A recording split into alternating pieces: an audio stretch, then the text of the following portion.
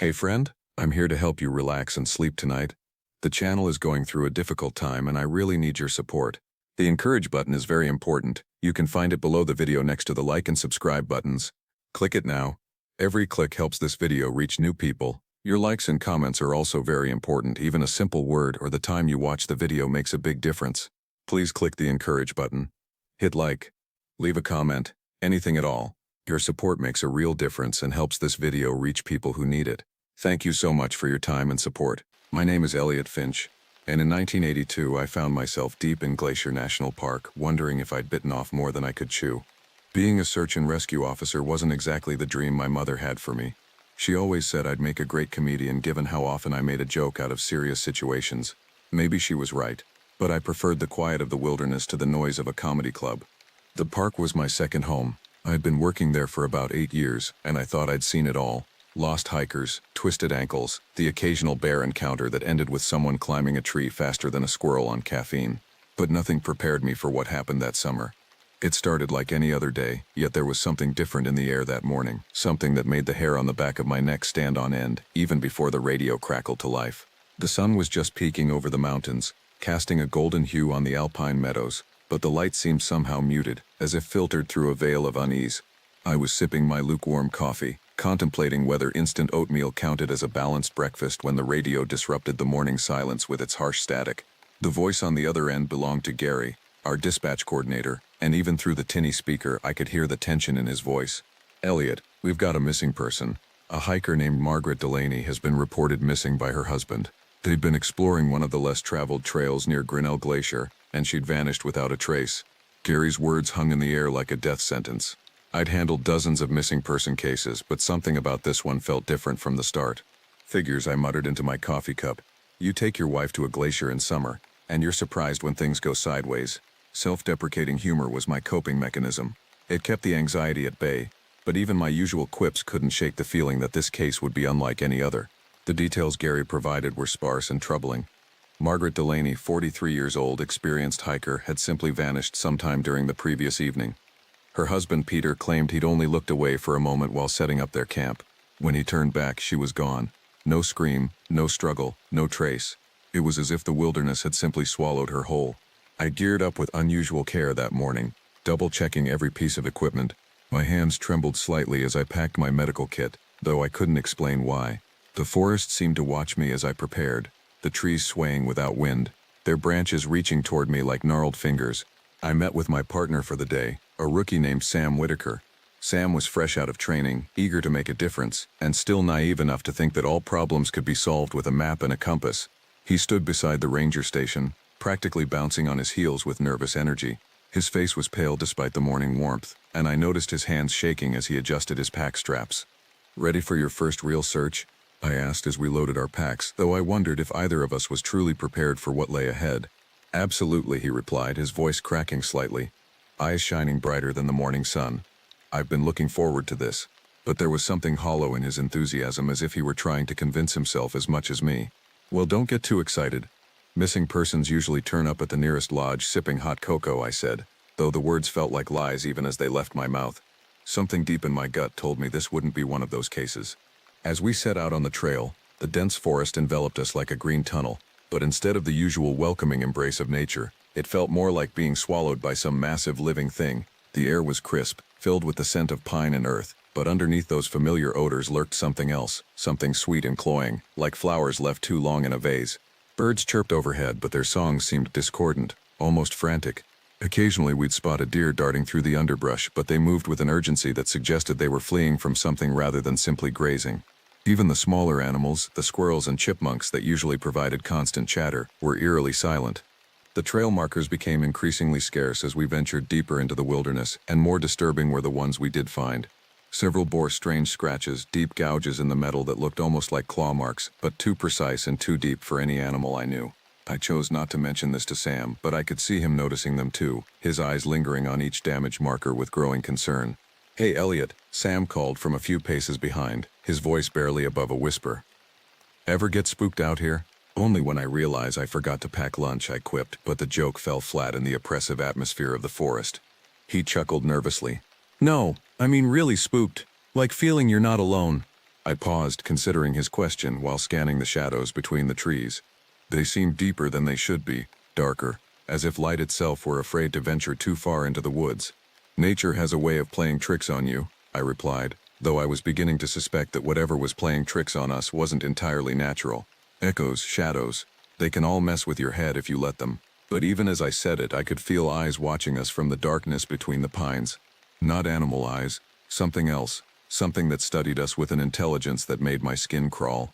The sensation was so intense that I found myself checking over my shoulder every few steps, though I never saw anything but trees and shadows. We continued deeper into the woods, following the increasingly faint trail markers. The path seemed to shift beneath our feet, roots reaching up to catch our ankles, rocks appearing where none had been moments before. The forest was actively trying to slow our progress, to turn us back, but we pressed on with the dogged determination that came with 8 years of search and rescue experience. After about 2 hours of hiking, we reached the area where Margaret was last seen. Her husband had been distraught during his report, giving a vague description of the spot, a large rock that looked like a bear sitting on its haunches. Miraculously, we found it, though miraculously might not have been the right word. The rock formation was unmistakable, but something about it seemed wrong, as if it had been placed there rather than formed naturally. The area around the bare rock was disturbed in ways that went beyond normal camping activity.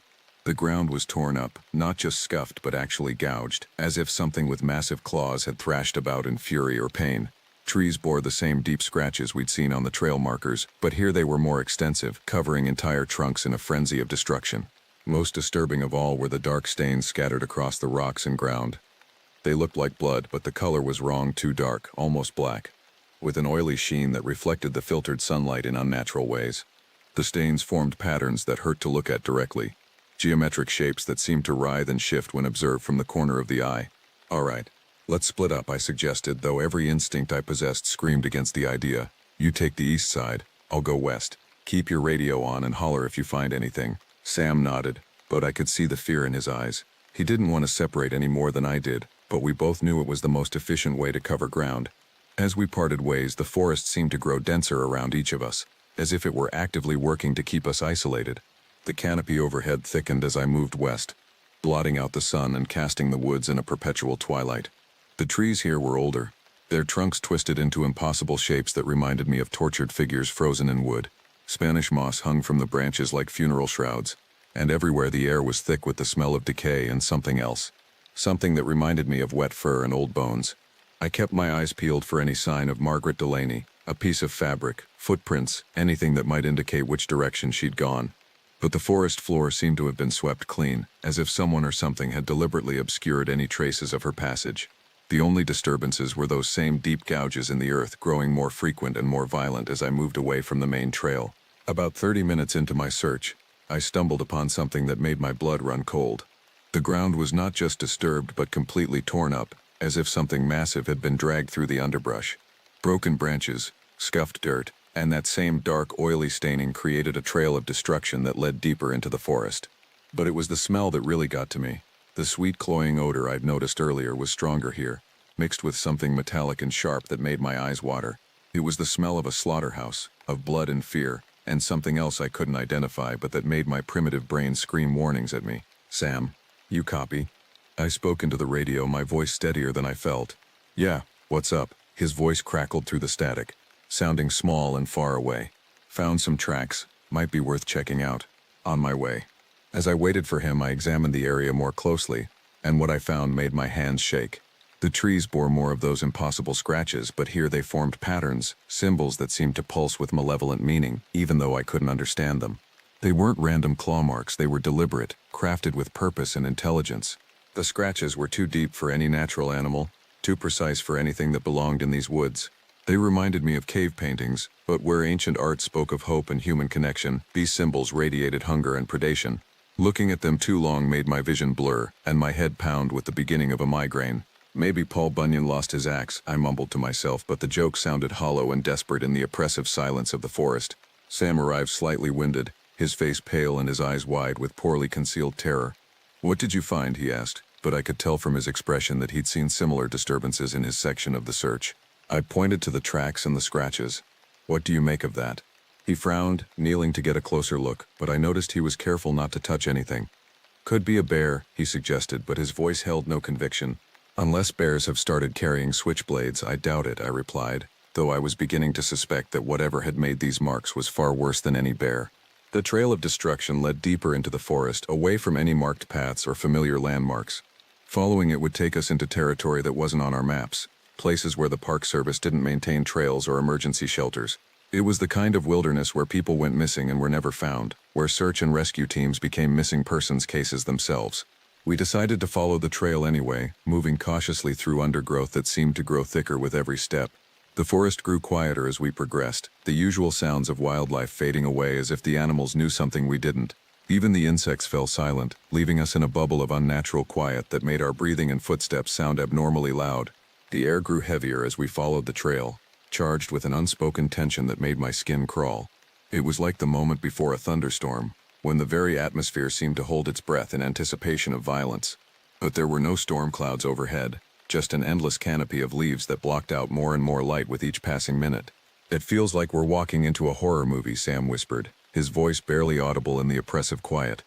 "Well, as long as we don't split up again, we might make it to the sequel," I replied, but even my usual humor couldn't dispel the growing dread that settled over us like a heavy blanket.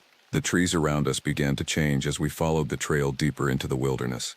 They were older here, more twisted, their bark scarred with age and weather and something else, something that had marked them with deliberate cruelty. The scratches and symbols became more frequent, more elaborate, covering entire trunks in spiraling patterns that hurt to look at directly. And everywhere, that smell of decay and wet fur grew stronger, mixing with the metallic scent of old blood and something else, something that reminded me of incense but wrong, as if sacred rituals had been twisted into something obscene and predatory.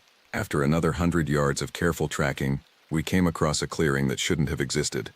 In the center stood an old cabin, one that wasn't on any of our maps, shouldn't have been possible in this deep wilderness where no roads reached and no power lines ran.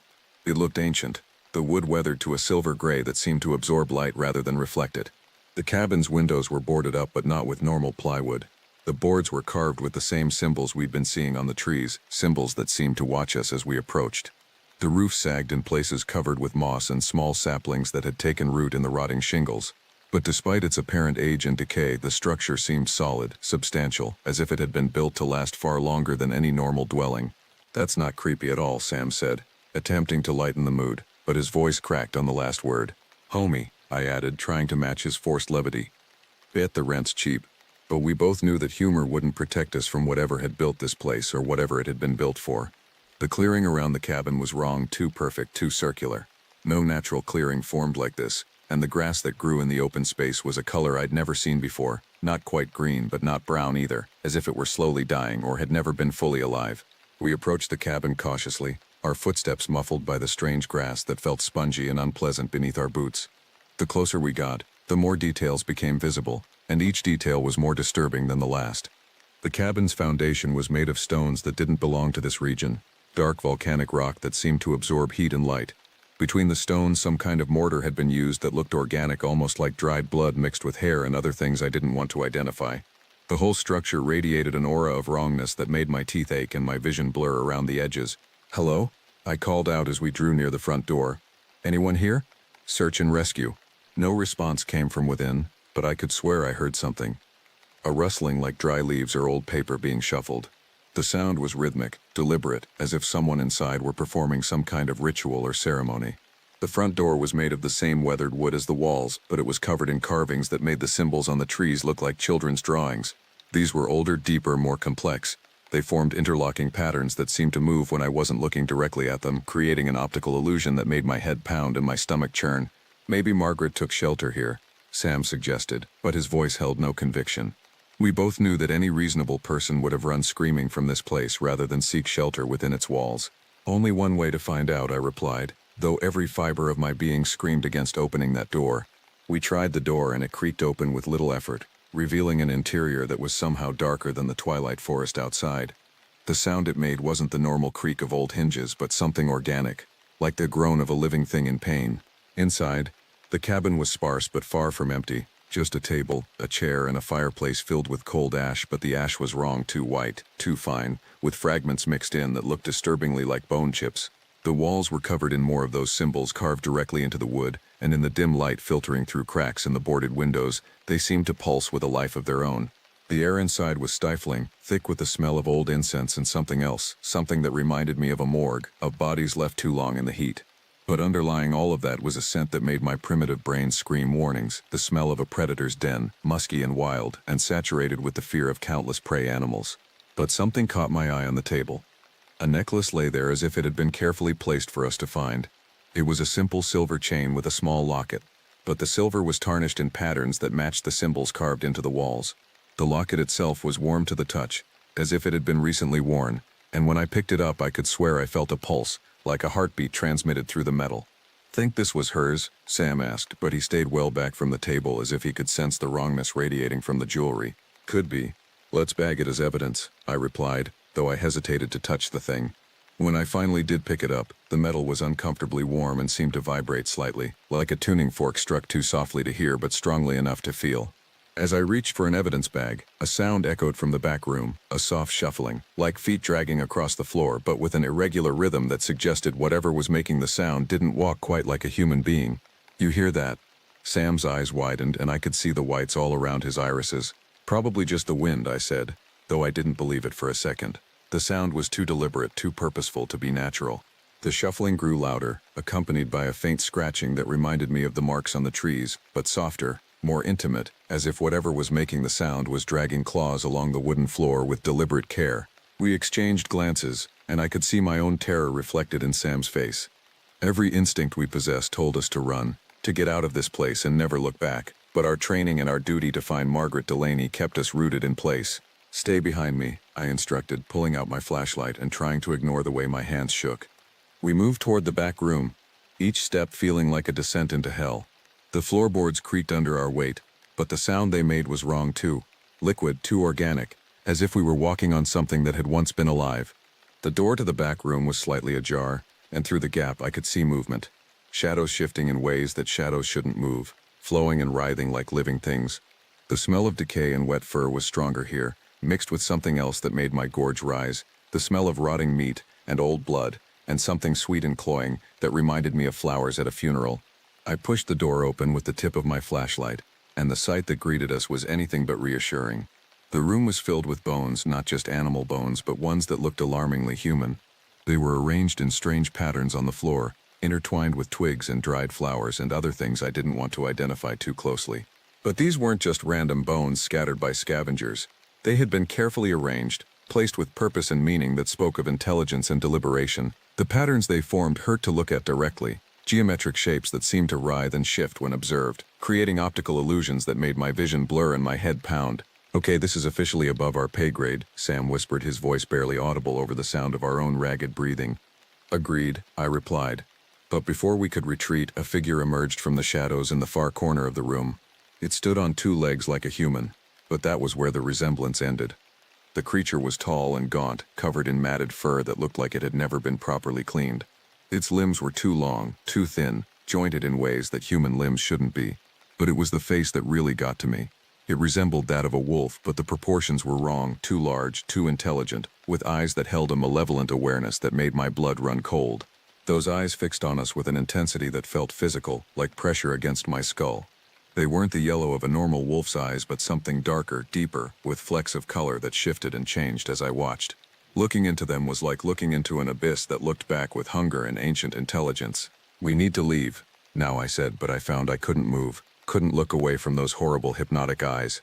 The creature tilted its head, studying us with a curious intensity that reminded me of a scientist examining insects. Its movements were fluid, graceful, but wrong, too quick, too precise, lacking the natural rhythm of any earthly predator. When it moved, I caught glimpses of its teeth, too many of them, too sharp, arranged in rows like a shark's but in a muzzle that was disturbingly close to human in its proportions.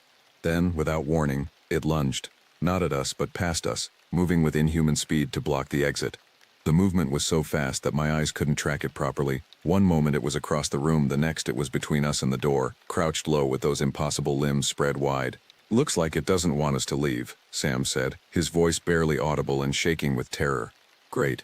Any ideas?" I asked, though my mind was already racing through possibilities, none of them good. The creature made a sound then, not quite a growl, not quite human speech, but something in between that bypassed my rational mind and spoke directly to the primitive part of my brain that knew what it meant to be prey. It was the sound a predator makes when it's playing with its food, enjoying the fear and desperation of something that knows it's about to die. I scanned the room for anything that could be used as a weapon, my hands settling on a sturdy-looking branch among the bone arrangements. It was heavier than I expected, and when I touched it I realized it wasn't just any branch. It was carved, shaped, covered in the same symbols we'd been seeing everywhere else. But it was solid, substantial, and right now it was the only thing standing between us and whatever this creature intended to do to us. On 3 we make a run for it, I said, raising the makeshift weapon. I'll distract it. Are you crazy? Sam asked. But he was already backing toward the door, ready to run the moment I gave the signal.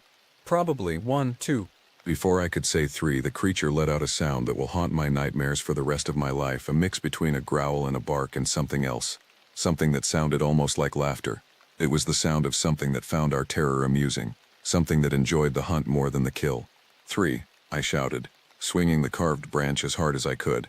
The makeshift weapon connected with the creature's shoulder, and the impact sent shockwaves up my arms. It felt like hitting a tree trunk, solid, unyielding, but with an underlying give that suggested flesh and bone beneath the matted fur. The creature stumbled, more from surprise than pain, and in that moment of distraction, Sam didn't need any more prompting. He dashed toward the door and I was right behind him, but as we fled I heard something that made my blood freeze in my veins. The creature wasn't roaring in anger or pain, it was laughing. A low rumbling sound that held too much intelligence, too much amusement at our terror. We burst out of the cabin and sprinted into the woods. But the forest that had once felt like a second home now seemed like a maze designed to trap us. The paths we'd followed to reach the clearing had vanished, replaced by twisted trails that led deeper into darkness. Branches clawed at our clothes with deliberate malice, and the uneven ground seemed to shift beneath our feet, roots rising to trip us with every desperate step. Head for the rock formation, I yelled, remembering the bear-shaped boulder that marked where we'd started our search. If we could get back to familiar territory, we might stand a chance. Though even as I said it, I wondered if familiar territory meant anything in a place where reality seemed to bend and twist according to the whims of something ancient and hungry. Behind us, the sound of snapping branches indicated that the creature was in pursuit, but there was something leisurely about the sounds, as if it were following us at a pace designed to maximize our terror rather than catch us quickly. Occasionally, I heard that horrible laughter echoing through the trees, coming from different directions, as if multiple creatures were herding us towards some predetermined destination. Keep going, I urged as Sam began to slow, his breath coming in ragged gasps that echoed strangely in the oppressive silence of the forest. I'm trying, he replied, but I could see he was struggling. The forest itself seemed to be fighting against us, branches reaching out to grab and hold, the ground becoming increasingly treacherous with each step. We reached the clearing with the rock formation after what felt like hours of desperate flight. But our relief was short-lived. Standing there, as calm as if he were waiting for a bus, was Margaret's husband, Peter Delaney. His face was pale, but not with fear or exhaustion, with something else, something like anticipation. There was something wrong with Peter's appearance that went beyond simple pallor. His clothes were clean, unmarked by the kind of desperate search that should have occupied him since his wife's disappearance. His hair was neatly combed, his posture relaxed, and when he looked at us, his eyes held a knowing gleam that made my skin crawl. Peter, what are you doing here? I shouted, but even as the words left my mouth, I realized how wrong this was. No distraught husband would be standing calmly in a forest clearing while his wife remained missing. You weren't supposed to find it, he replied, his voice eerily calm, devoid of the panic or grief I would have expected from someone whose spouse had vanished in the wilderness. Find what? I demanded, though part of me already knew I wouldn't like the answer. Her sanctuary, Peter said, and as he spoke, I noticed his teeth were different, sharper, more pointed than human teeth should be. The place where she can finally be what she was meant to be. Before I could process his words fully, the creature emerged from the trees behind us, moving with that same fluid, unnatural grace I'd witnessed in the cabin. But this time, instead of preparing to attack, it slowed its pace as it approached Peter, almost like a dog returning to its master. To my astonishment and horror, Peter reached out and placed a hand on the creature's matted fur, stroking it with the kind of casual affection one might show a pet. The creature leaned into his touch, making a sound that was disturbingly close to purring, and when it looked at him, those terrible eyes held something that might have been love. Meet Margaret, Peter said, his voice filled with a pride that made my stomach churn. Sam and I exchanged a horrified glance, our minds struggling to process what we were seeing. The creature Margaret turned to look at us, and for just a moment, I saw something human flicker in those alien eyes. Pain, perhaps, or regret, quickly swallowed by the predatory intelligence that had taken control. This is impossible, Sam muttered, but the evidence was standing right in front of us, defying every natural law we thought we understood. Love makes us do unimaginable things, Peter continued, his hand never leaving Margaret's fur. She was dying, you see. Cancer. The doctors gave her 6 months, maybe less. I couldn't let her go. Couldn't watch her waste away to nothing. His words came out in a rush as if he'd been waiting for someone to tell this story to, someone who would understand the depths of his desperation and the lengths he'd gone to save the woman he loved. The old legend spoke of a way to save her, to transform her into something that could never die, never leave me. All it required was sacrifice, dedication, and the willingness to embrace what others would call monstrous. At the cost of how many lives? I demanded, gesturing toward the cabin and thinking of all those bones arranged in their horrible patterns. Peter's expression didn't change, didn't show even a flicker of remorse. Necessary sacrifices, he replied coldly. Hikers who wandered too far from the marked trails. Campers who chose to explore the deep wilderness alone. They served a greater purpose, became part of something beautiful and eternal. The casual way he spoke of murder, of using human beings as components in some twisted ritual, made me tighten my grip on the carved branch I still carried. This ends here, I said, though I wasn't sure how 2 exhausted park rangers could stop whatever unholy transformation had taken place in these woods. Peter laughed softly, a sound that was disturbingly similar to the creature's to Margaret's earlier laughter. You can't stop us, he said. She's finally free, finally powerful, finally perfect, and soon, very soon, she won't be alone. At that moment Margaret, or the thing that had once been Margaret, locked eyes with me.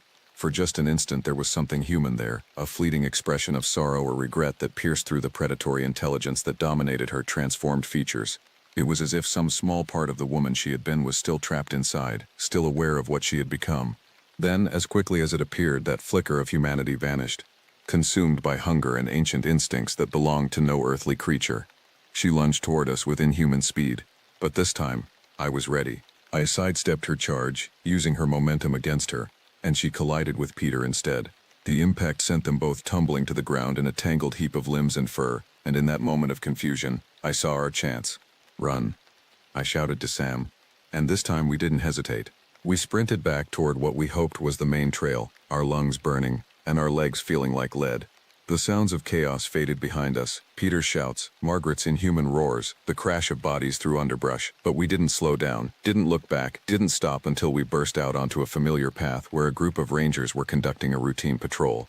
The sight of other human beings, normal people going about their normal duties, was so overwhelming that I nearly collapsed with relief.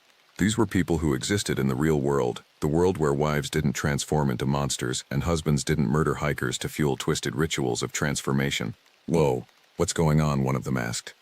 I recognized him as Dennis from the North Station, a 20-year veteran who'd seen just about everything the wilderness could throw at a person. No time to explain. I managed between gasps, my hands still shaking from adrenaline and terror. We need backup. Armed backup. Dennis and the other rangers looked at us skeptically, taking in our disheveled appearance, our wild eyes, our obvious terror. In their position I would have been skeptical too. 2 rangers running out of the forest babbling about monsters and murder. It sounded like the setup for a bad horror movie. But Dennis had worked with me for years, knew I wasn't prone to hysteria or flights of fancy. He radioed for assistance without asking for details, and within minutes more personnel arrived. Rangers, park police, even a medical team in case we needed treatment for whatever had driven us to such obvious panic. We led a cautious team back toward the area where we'd encountered Peter and the thing that had been Margaret. But as we approached the clearing, I began to notice that things looked different. The trails we'd followed seemed to have shifted. The landmarks we'd used for navigation had moved, and when we finally reached the location where the bear-shaped rock should have been, we found only normal forest. But it was when we reached the spot where the cabin had stood that the true impossibility of our situation became clear. The clearing was there, but no structure occupied it. No bones, no symbols carved into trees, no evidence that anything unusual had ever happened in this place. "This doesn't make sense," Sam said, his voice filled with frustration and disbelief. "It was right here. The cabin, the bones, everything. It was right here." I searched the ground where the cabin had stood, desperate for any sign that would validate our experience, that would prove we hadn't lost our minds in the wilderness. My hands shook as I sifted through normal forest debris, leaves, twigs, the kind of organic matter that covered any woodland floor. Then I spotted it, half buried in the dirt and leaves. The silver necklace with the locket, the one I'd taken from the cabin's table. I picked it up with trembling fingers, and it was still warm, still seemed to pulse with that subtle vibration that suggested something more than simple jewelry. "This belonged to Margaret Delaney," I said, showing it to the others, my voice steadier than I felt. "Are you sure?" Dennis asked, examining the necklace carefully. Like everything else about this case, it seemed perfectly normal when observed by someone who hadn't experienced the horror we'd witnessed. Positive, I replied, though I wondered if anyone would believe the story of how we'd obtained it. An investigation ensued, thorough and professional, but without evidence beyond our testimony and the necklace, there was little that could be done. Search teams combed the area for days, looking for any trace of Margaret Delaney, Peter Delaney, or the cabin we'd described. They found nothing. No footprints, no disturbed earth, no scratches on trees. It was as if the forest had swallowed all evidence of what we'd experienced. The search teams did find other things, though. Strange things that the official reports carefully omitted but that the rangers whispered about in the break room when they thought no one was listening. Animals found dead with no apparent cause, their bodies arranged in patterns that hurt to look at directly. Trees that bore marks too precise and too deep for any known wildlife. Areas where the very air seemed thick and wrong, where experienced woodsmen reported feeling watched by unseen eyes. But these discoveries were dismissed as coincidence, natural phenomena misinterpreted by men under stress. The official investigation focused on facts, evidence, rational explanations for Margaret Delaney's disappearance. Without a body or concrete proof of foul play, the case remained open but dormant. Peter Delaney was nowhere to be found, and despite extensive searches of his home and background, authorities uncovered nothing that would explain his wife's disappearance or his own subsequent vanishing. His car remained in the parking area where he'd left it, keys still in the ignition, as if he'd simply walked into the forest and ceased to exist. The house Peter and Margaret had shared yielded few clues but many disturbing details that investigators couldn't quite categorize. Books on folklore and mythology, with particular emphasis on transformation legends and shape-shifting creatures. Hand-drawn maps of areas deep within Glacier National Park that weren't supposed to be accessible to the public. And in the basement a workshop filled with carving tools and half-finished wooden sculptures that bore an uncomfortable resemblance to the symbols Sam and I had seen throughout the forest. Most disturbing of all was Margaret's medical file, which confirmed Peter's story about her terminal diagnosis. Aggressive cancer, 6 months to live at the outside, no hope of recovery. The doctors we interviewed painted a picture of a woman facing certain death and a husband desperate to save her by any means necessary. He kept asking about experimental treatments. Dr. William Chen told the investigators. Things that didn't exist, procedures from folklore and legend. I thought it was just the desperation of a man watching his wife die. But now I wonder if he found something else entirely. Back at the station, Sam and I filed our reports, carefully editing out the more impossible details while maintaining the core facts of our experience. We described finding evidence of unusual activity, encountering Peter Delaney in a distressed state, and discovering Margaret's necklace in circumstances that suggested she might have met with foul play. We left out the cabin that existed and then didn't exist. We omitted the symbols carved into trees and arranged in bone patterns. Most importantly, we said nothing about the creature that had once been Margaret Delaney, the thing that defied every natural law we thought we understood. Think anyone will believe us? Sam asked quietly as we finished our paperwork, the official version that would go into the case file and determine how the investigation proceeded. I shrugged, staring at the silver necklace that still sat on my desk, still warm to the touch despite the air conditioning in the office. Does it matter? What we saw, what we experienced, that's ours to carry. The official report is just paperwork. He chuckled dryly, but there was no humor in the sound. Guess not. At least we have a great story for the campfire, assuming anyone would want to hear it. Yeah, though I doubt anyone would find it believable or amusing, I replied. The weight of what we'd witnessed, what we'd survived, pressed down on me like a physical force. Sleep had become elusive since our return, filled with dreams of twisted symbols and predatory eyes that watched from the darkness between trees. He sighed, leaning back in his chair with the exhaustion of someone who'd aged years in a single day. You know, when I signed up for this job, I expected adventure, but not whatever that was. I smirked, trying to recapture some semblance of normalcy through humor. Welcome to the team. We like to keep things interesting. By the way, you still owe me lunch. He raised an eyebrow, grateful for the return to mundane concerns. How do you figure? You promised me lunch if I made it through my first week without getting lost. I laughed for the first time since our return from the forest, though the sound felt strange and forced in the oppressive atmosphere that had settled over everything since our encounter. Fair enough. Though after today, I think we both deserve a steak dinner. Deal, he agreed, and for a moment we could almost pretend that we were just two rangers talking about normal things, that we hadn't witnessed something that challenged every assumption about reality we'd ever held. As we prepared to clock out, the weight of unanswered questions pressed down on me like a physical force. The necklace seemed to pulse on my desk, warm and alive in ways that jewelry shouldn't be. Margaret Delaney remained missing, Her husband vanished without a trace, and somewhere in the depths of Glacier National Park, something that had once been human continued to hunt. Ready to do it all again tomorrow? I asked, though I wondered if either of us would ever be ready to venture back into the deep wilderness, knowing what might be waiting in the shadows between the trees. He gave me a weary smile that didn't reach his eyes. As long as you're buying breakfast. Don't push your luck, rookie, I replied, but the familiar banter felt hollow, like we were playing roles in a normal life that no longer quite fit. We headed out of the station, the setting sun casting long shadows across the parking lot. The shadows seemed deeper than they should be, darker, and I found myself checking over my shoulder as we walked to our vehicles. The mountains that had once felt like protective guardians now loomed over us with a threatening presence, and I couldn't shake the feeling that somewhere in their depths, predatory eyes were watching our every move. It was just another day on the job, one I'd file away with the rest of the inexplicable events that came with working in the vast wilderness. But this case was different, marked by an impossibility that refused to be rationalized away or forgotten. In the weeks that followed, other incidents began to accumulate. Hikers reported feeling watched from the forest, their photographs developing with strange figures visible in the background that hadn't been there when the pictures were taken. Campers found their sights disturbed in ways that suggested intelligent planning rather than random animal activity. And always those symbols appeared, carved into trees, scratched into rocks, drawn in the dirt with a precision that spoke of purpose and meaning. The Park Service began quietly discouraging visitors from venturing into certain areas, routing tours away from the deeper wilderness where Margaret Delaney had vanished.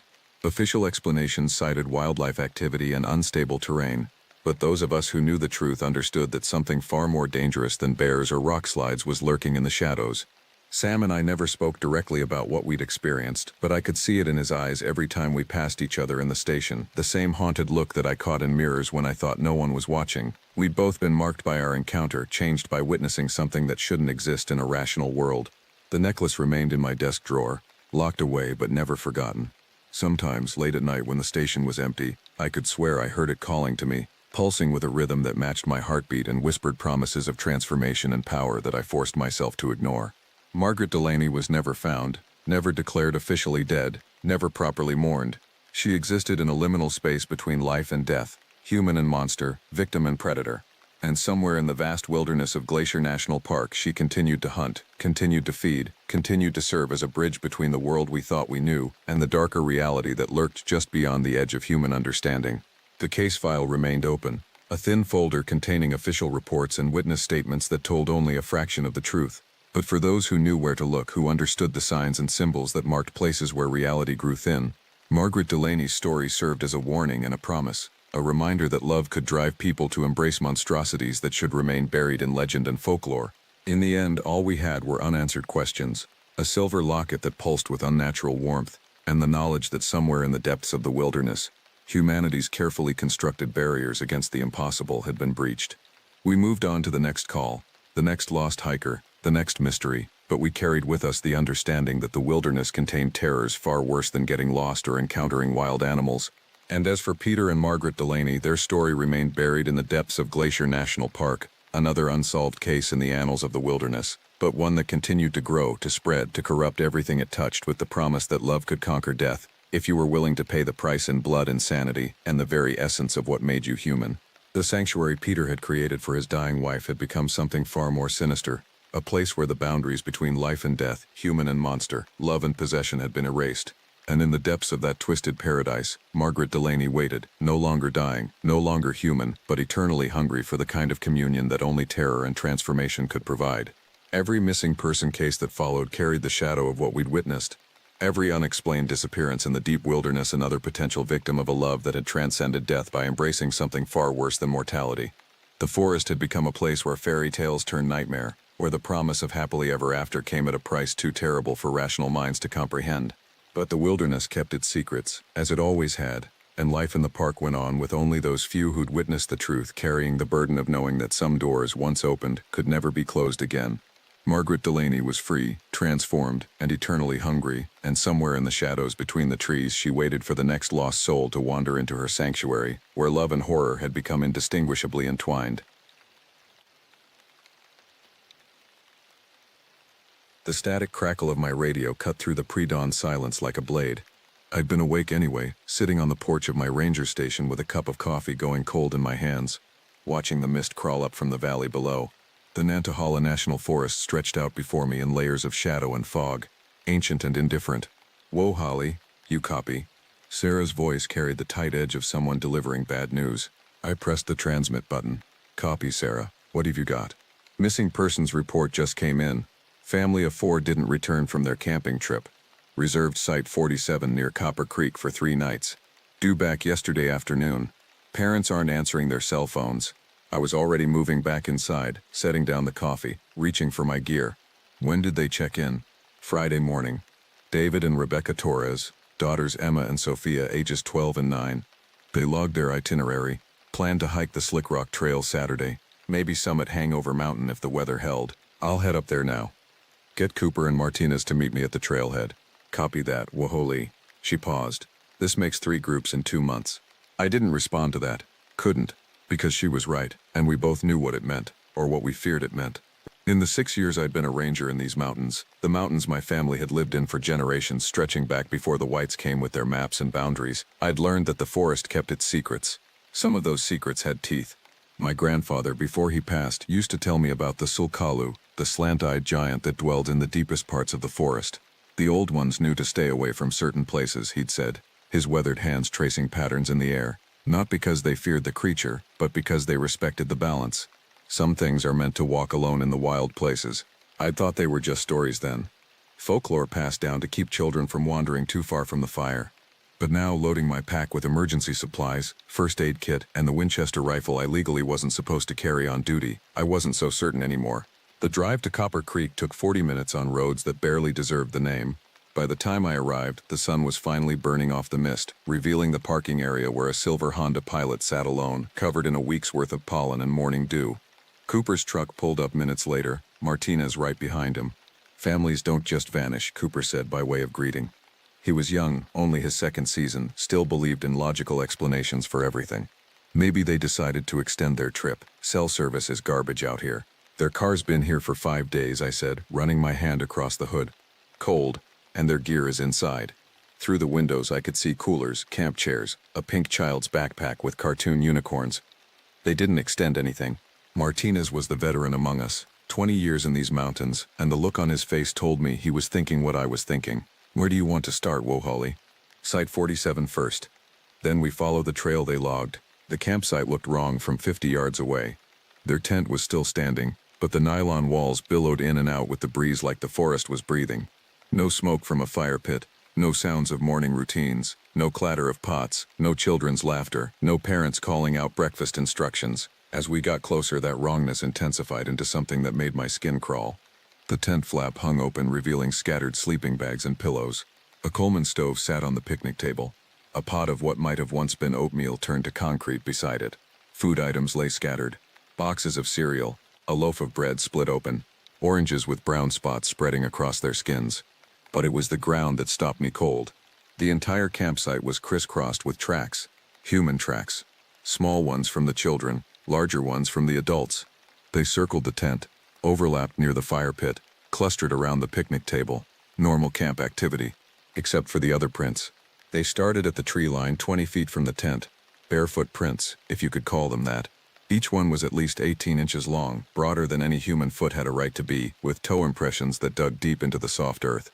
The stride length between them was impossible, 6 feet, sometimes 7, and they didn't circle or meander. They came straight out of the forest, approached the tent from behind, and the human tracks.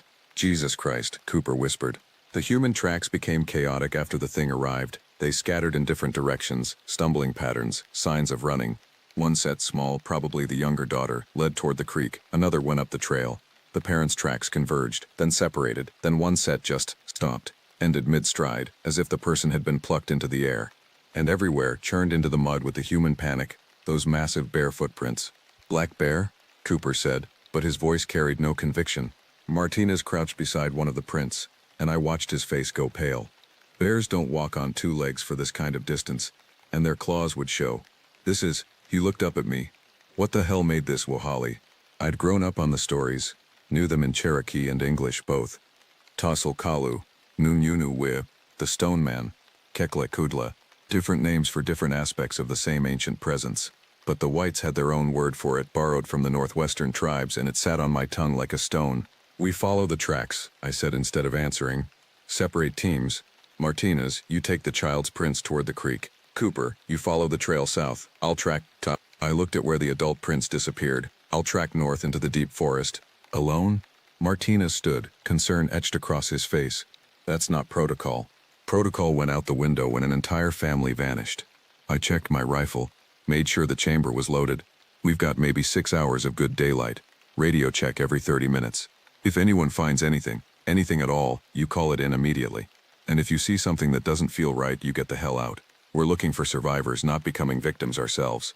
They didn't argue, which told me they felt it too. That heaviness in the air, like the forest was holding its breath.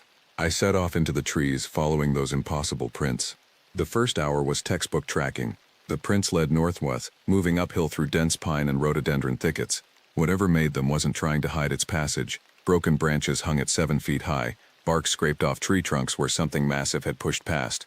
The ground was soft from recent rain, holding the impressions perfectly. But the deeper I went, the stranger it became. The prints began to show deliberate placement, as if the thing knew it was being followed and wanted me to continue. They'd veer off the logical path, then circle back, lead me around deadfalls I could have easily climbed over, take me past the same lightning-struck oak 3 times from different angles. It was playing with me. The thought arrived with absolute certainty, and with it came a sound I'd heard only once before, years ago when I was hunting deer with my uncle. A low rumble, almost subsonic, that seemed to come from everywhere and nowhere at once. The kind of sound that bypassed your ears and vibrated directly in your chest cavity. I froze, hand on my rifle, and swept my gaze across the forest around me. Nothing. Just trees and shadows and the normal sounds of the woods, except they weren't normal anymore. I realized the birds had gone quiet. No squirrels chittered in the branches. Even the insects had fallen silent. The radio on my hip crackled. "Wohali, this is Cooper. I've got. You need to see this. What did you find? Just come to my coordinates. I'm marking them now. And Wohali, bring the first aid kit." My blood went cold. "Did you find them? Just come. Please." I looked at the tracks leading deeper into the forest, then at my GPS showing Cooper's position 2 miles southwest of my current location. Every instinct screamed at me not to turn my back on whatever I was following, but Cooper's voice had carried something I'd never heard from him before. Terror. I keyed the radio. "Martinez, what's your status?" "Static." "Then creek bed is empty. Some disturbed soil near the bank, but the prints just stop, like she walked into the water and never came out. I'm heading back to the campsite." "Negative. Head to Cooper's coordinates, we're regrouping." I took one last look at the trail leading north. Among the massive prints, I now noticed something I'd missed before. Every 5th or 6th track, there was a smaller impression beside it. Human-sized. Bare feet, but walking alongside the giant prints, not running, not struggling. Someone was walking with it. Willingly. The hike to Cooper's position took me through terrain that grew increasingly wrong with each passing minute. Trees that should have been green and healthy showed signs of disease. Bark peeling in long strips, leaves yellowed and spotted with blight. The undergrowth had a trampled look, as if something very large had bedded down in multiple spots. And everywhere, that smell, musky and rotten, like wet fur and spoiled meat left too long in the sun. I found Cooper in a small clearing, sitting on a fallen log with his head between his knees. He looked up when I approached, and I saw the track marks of tears through the dirt on his face. "I found Mrs. Torres," he said quietly. She was leaning against a massive oak tree 15 feet away, and for just a moment my brain tried to convince me she was sleeping. Then I registered the angle of her neck, the stillness of her chest, the blood that had dried black across her temple and down her hiking shirt. But it was her eyes that would haunt me. They were open, staring up through the canopy at the sky beyond, and in them I saw something worse than fear. I saw acceptance, understanding. As if in her final moments she'd looked at whatever killed her and recognized it for what it was. "No signs of animal predation," Cooper said mechanically, falling back on his training to keep from breaking down completely. "Looks like blunt force trauma to the head. I found her packed 20 feet that way. Contents scattered. She was running." Martinez arrived while I was examining the scene.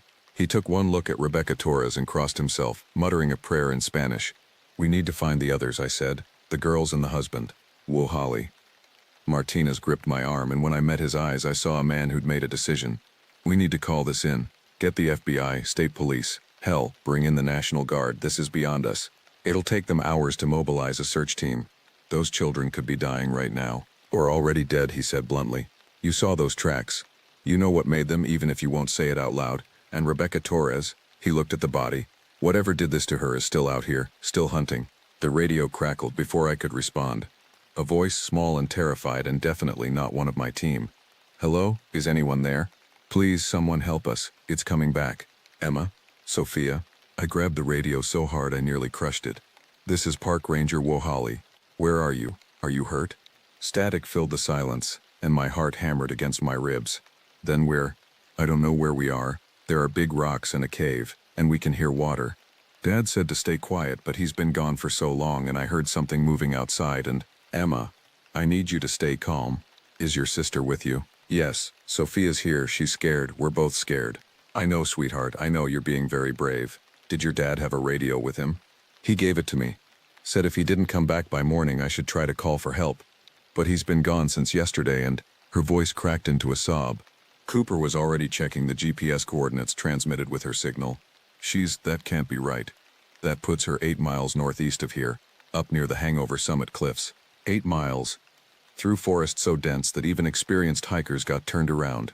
In terrain where rock faces appeared without warning, and drop-offs could kill you before you knew you were falling. And somewhere in those 8 miles, something massive and murderous was hunting.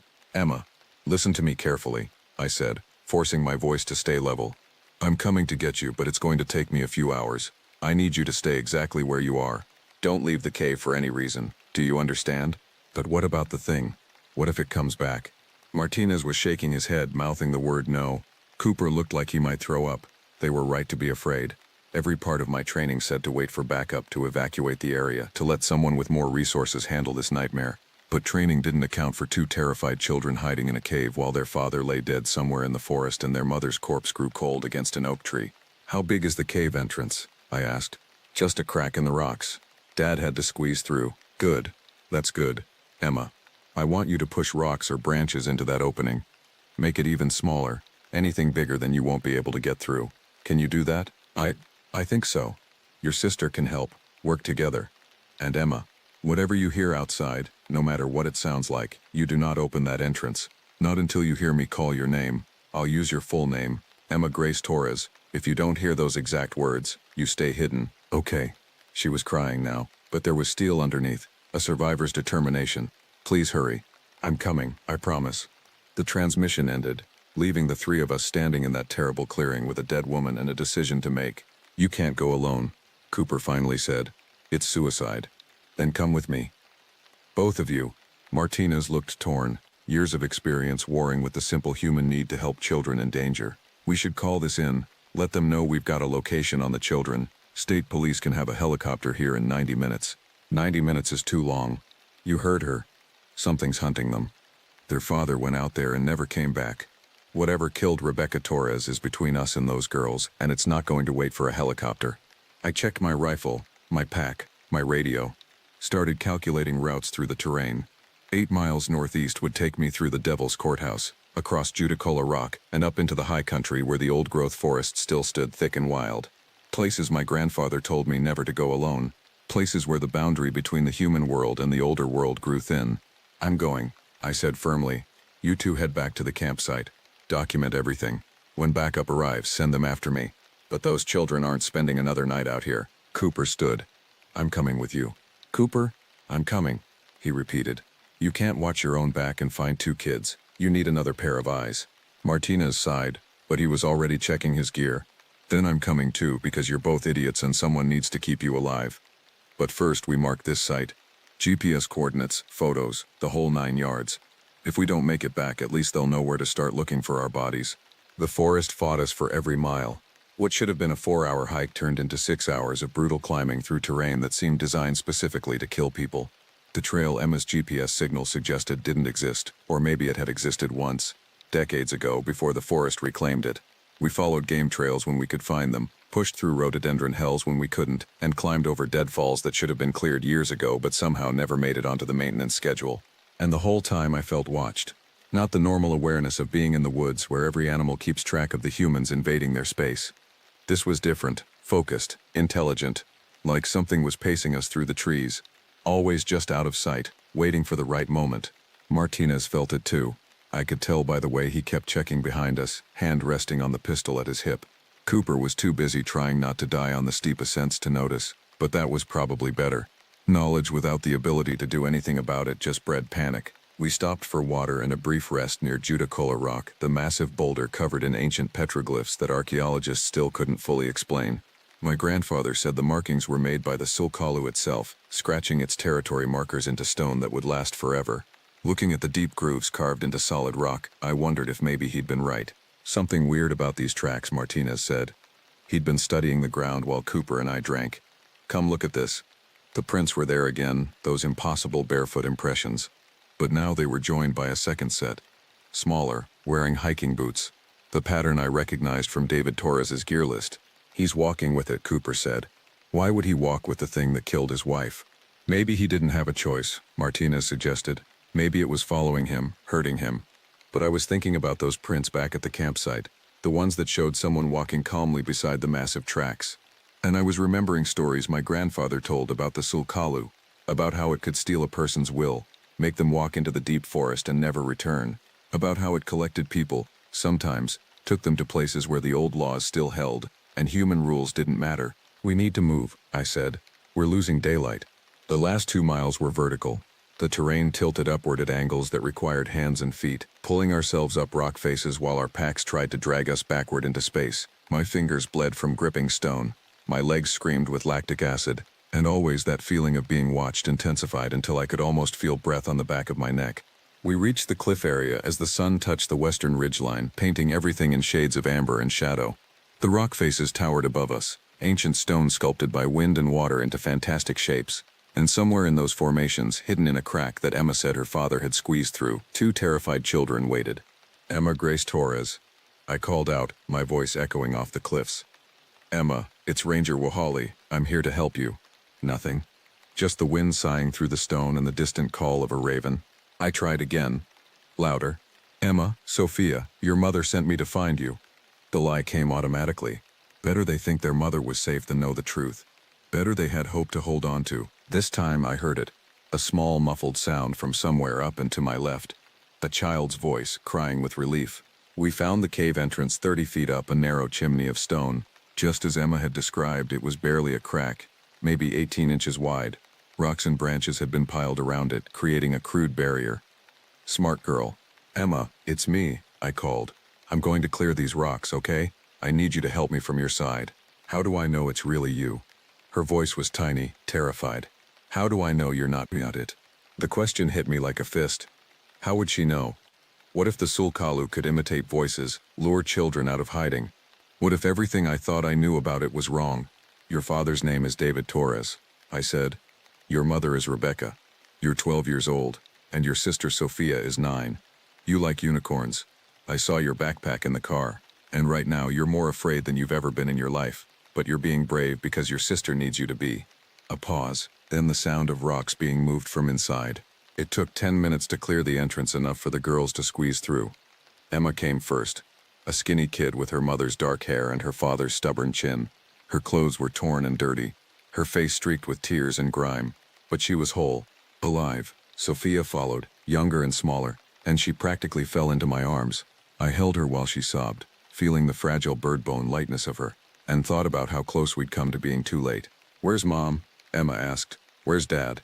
I looked at Martinez, then Cooper, saw my own pain reflected in their faces. How do you tell a child that their mother is dead? That their father walked into the forest and never came back? We're still looking for them, I said quietly. It wasn't exactly a lie. Right now I need to get you two somewhere safe. Can you walk? I'm thirsty, Sophia whispered. We've been in there since yesterday. Dad left us his water bottle, but we finished it this morning. Cooper was already breaking out his canteen. Slow sips, he instructed. Not too much at once, or you'll get sick. While the girls drank, I examined the area around the cave. The ground was churned with tracks, David Torres' boots and those massive barefoot prints circling the entrance like a shark circling prey. He'd led the thing away from his daughters, sacrificed himself to give them time to hide. And then I saw something that made my blood freeze. Written in the dirt near the cave entrance, scrawled with a finger or stick. They worship it. Emma, I said carefully. Did your dad say anything to you before he left? Anything about what he saw? She shook her head. Just that he loved us, that Mom loved us, that we should stay hidden no matter what. And then he squeezed back out and her voice broke. We heard him talking to something. It didn't sound like a person, but he was talking to it like it was. And then we heard running, and screaming, and then nothing. The sun had set while we talked, leaving us in that dangerous twilight between day and night. In another 30 minutes it would be full dark, and the forest would belong to things that saw better than we did. "We need to move," Martinez said. "No way we're making it back to the campsite before nightfall, but there's an emergency shelter about 3 miles west. We can hole up there until morning." "What about our parents?" Emma asked. "We can't just leave them out here." I knelt down so I was at her eye level. "Emma, I promise you we're going to find your parents. But right now, my job is to keep you and your sister safe. And to do that, we need to get to shelter before dark, okay?" She wanted to argue. I could see it in her eyes, that desperate need to believe her parents were still alive somewhere, that a few more hours of searching would bring them home. But she was also 12 years old and terrified and smart enough to know when adults were holding back the terrible truth. "Okay," she whispered. We'd gone maybe a quarter mile when the howling started. It wasn't like any animal sound I'd ever heard. Too deep to be a wolf, too structured to be a random vocalization. It rose and fell in patterns that almost sounded like words, like some ancient language spoken by a throat never meant for human speech. And it was close, maybe 200 yards behind us, echoing off the rocks. Cooper froze. "What the hell was that?" "Move," I said. "Now. Don't run, don't panic, just move." We walked fast, the girls between us, heading west toward the promise of shelter. The howling came again, closer now, and then another voice answered it from the north, and another from the east. "They're surrounding us," Martinez breathed. The girls were trying not to cry, trying to be brave, but I could feel Sophia shaking where she gripped my hand. Emma stayed close to Cooper, her young face set in grim determination. The shelter appeared like a miracle through the trees, a small stone structure built by the CCC in the 1930s, designed to give hikers a place to wait out storms. The door was solid wood, the windows had shutters we could bar from inside. It wasn't Fort Knox, but it was better than being caught in the open. We just reached the door when something massive crashed through the undergrowth behind us. I spun, rifle coming up, and for one terrible moment I saw it clearly in the dying light. 8 feet tall, covered in dark hair, shoulders broader than any humans had a right to be. Its face was almost human, but not quite too flat, eyes too far apart, jaw too wide, and those eyes reflected the last rays of sunlight like a cat's, glowing amber in the dusk. It stared at us, we stared back, and in that frozen moment, I understood what Rebecca Torres had seen in her final seconds. Not a monster, not a simple animal. This was something older, something that had walked these mountains before humans learned to walk upright, something that remembered when it was the apex predator and humans were prey. The Sukalu. Real, undeniable, hungry. Then it opened its mouth and screamed, and the sound was so loud, so full of rage and promise, that Emma and Sophia both started crying. "Inside," I shouted. "Now." We tumbled through the door. Martinez slammed it shut and dropped the bar across it just as something hit the other side hard enough to crack the wood. The whole structure shook. Dust rained from the rafters. Cooper was at the windows, securing the shutters. I pressed my back against the door, feeling the impacts as the thing outside tried to break through. Emma and Sophia huddled in the corner, holding each other. "It's going to get in," Cooper said. His voice was eerily calm. "That door won't hold." "It'll hold," I said, hoping I was right. Another impact. Another. Then silence. We waited in the dark, breathing hard, listening to the night sounds of the forest. Somewhere close, that howling started again, but this time it was answered by dozens of voices. A chorus of those impossible vocalizations, surrounding the shelter. "How many are there?" Martinez whispered. I thought about David Torres's message scratched in the dirt. They worship it. "I don't think they're all like that first one," I said slowly. "I think some of them are human, or used to be." Emma's voice came from the darkness. Before Dad left, he was acting weird. He kept saying he could hear them calling, that they wanted him to understand, that Mom didn't understand, but he did. She was crying again. I think he wanted to go with them." The howling continued all through the night, a symphony of the lost and the hungry, and I held my rifle and prayed for dawn. Dawn came slowly to the shelter, filtering through cracks in the shuttered windows like fingers of light testing the darkness. The howling had stopped sometime around 3 in the morning, replaced by a silence so complete it felt like the forest itself was holding its breath. I hadn't slept. None of us had. We'd sat in that stone box, weapons ready, listening to things move around outside, heavy footfalls, the scrape of something against the walls, whispered sounds that might have been voices or might have been wind. Emma and Sophia had finally dozed off around 4, exhausted by terror, into a fitful sleep. Cooper sat against the far wall, his eyes hollow and distant. Martinez had spent the night muttering prayers under his breath, his rosary beads clicking softly in the darkness. Now, in the gray light of morning, I could see the toll the night had taken on all of us. We looked like survivors of a war, shell-shocked and running on pure adrenaline. "What's the plan?" Martinez asked quietly. I'd been thinking about that all night, turning over our options like cards in a bad hand. The shelter's 3 miles from the main trail. If we move fast, we could make it back to the campsite by noon. Radio for extraction. Get the girls out of here. And then what? Cooper's voice was hollow. Pretend none of this happened. Write up a report about how the Torres family was killed by what? A bear. Equipment failure. You saw it, Wohali. We all saw it. That thing is real. I know what I saw. Then you know we can't just leave. There are people out there, or things that used to be people, and that creature, it's not gonna stop. It's gonna keep taking hikers, keep growing its congregation. He laughed, a sound with sharp edges. God, listen to me. I sound insane. You sound like someone who survived the night, I said. That's more than a lot of people could say right now. I moved to the window, carefully unbarred the shutter, and peered outside. The morning mist clung to the ground in thick patches, making it hard to see more than 20 feet in any direction. But what I could see made my stomach clench. The area around the shelter was trampled flat. Dozens of tracks, those massive barefoot impressions mixed with human boot prints, bare human feet, even what looked like children's shoes. They circled the building, overlapped, created patterns that hurt to look at too long. And in the dirt near the door, someone had arranged stones in a spiral pattern. An offering? A warning? A sign? They were here all night, I said, right outside. All of them. Martinez joined me at the window. I watched his face go pale. Mother of God. How many? More than we can count. More than we can fight. Emma's voice made us both turn. She was awake, standing with her arms wrapped around herself. Sophia still slept, and Emma had covered her with Cooper's jacket. Why didn't they break in? They could have. I heard them at the door. It was a good question. The door was solid wood, but the thing I'd seen could have broken through it easily. The shutters were just planks with simple bar locks. Why had they surrounded us but not attacked? The answer came from a memory.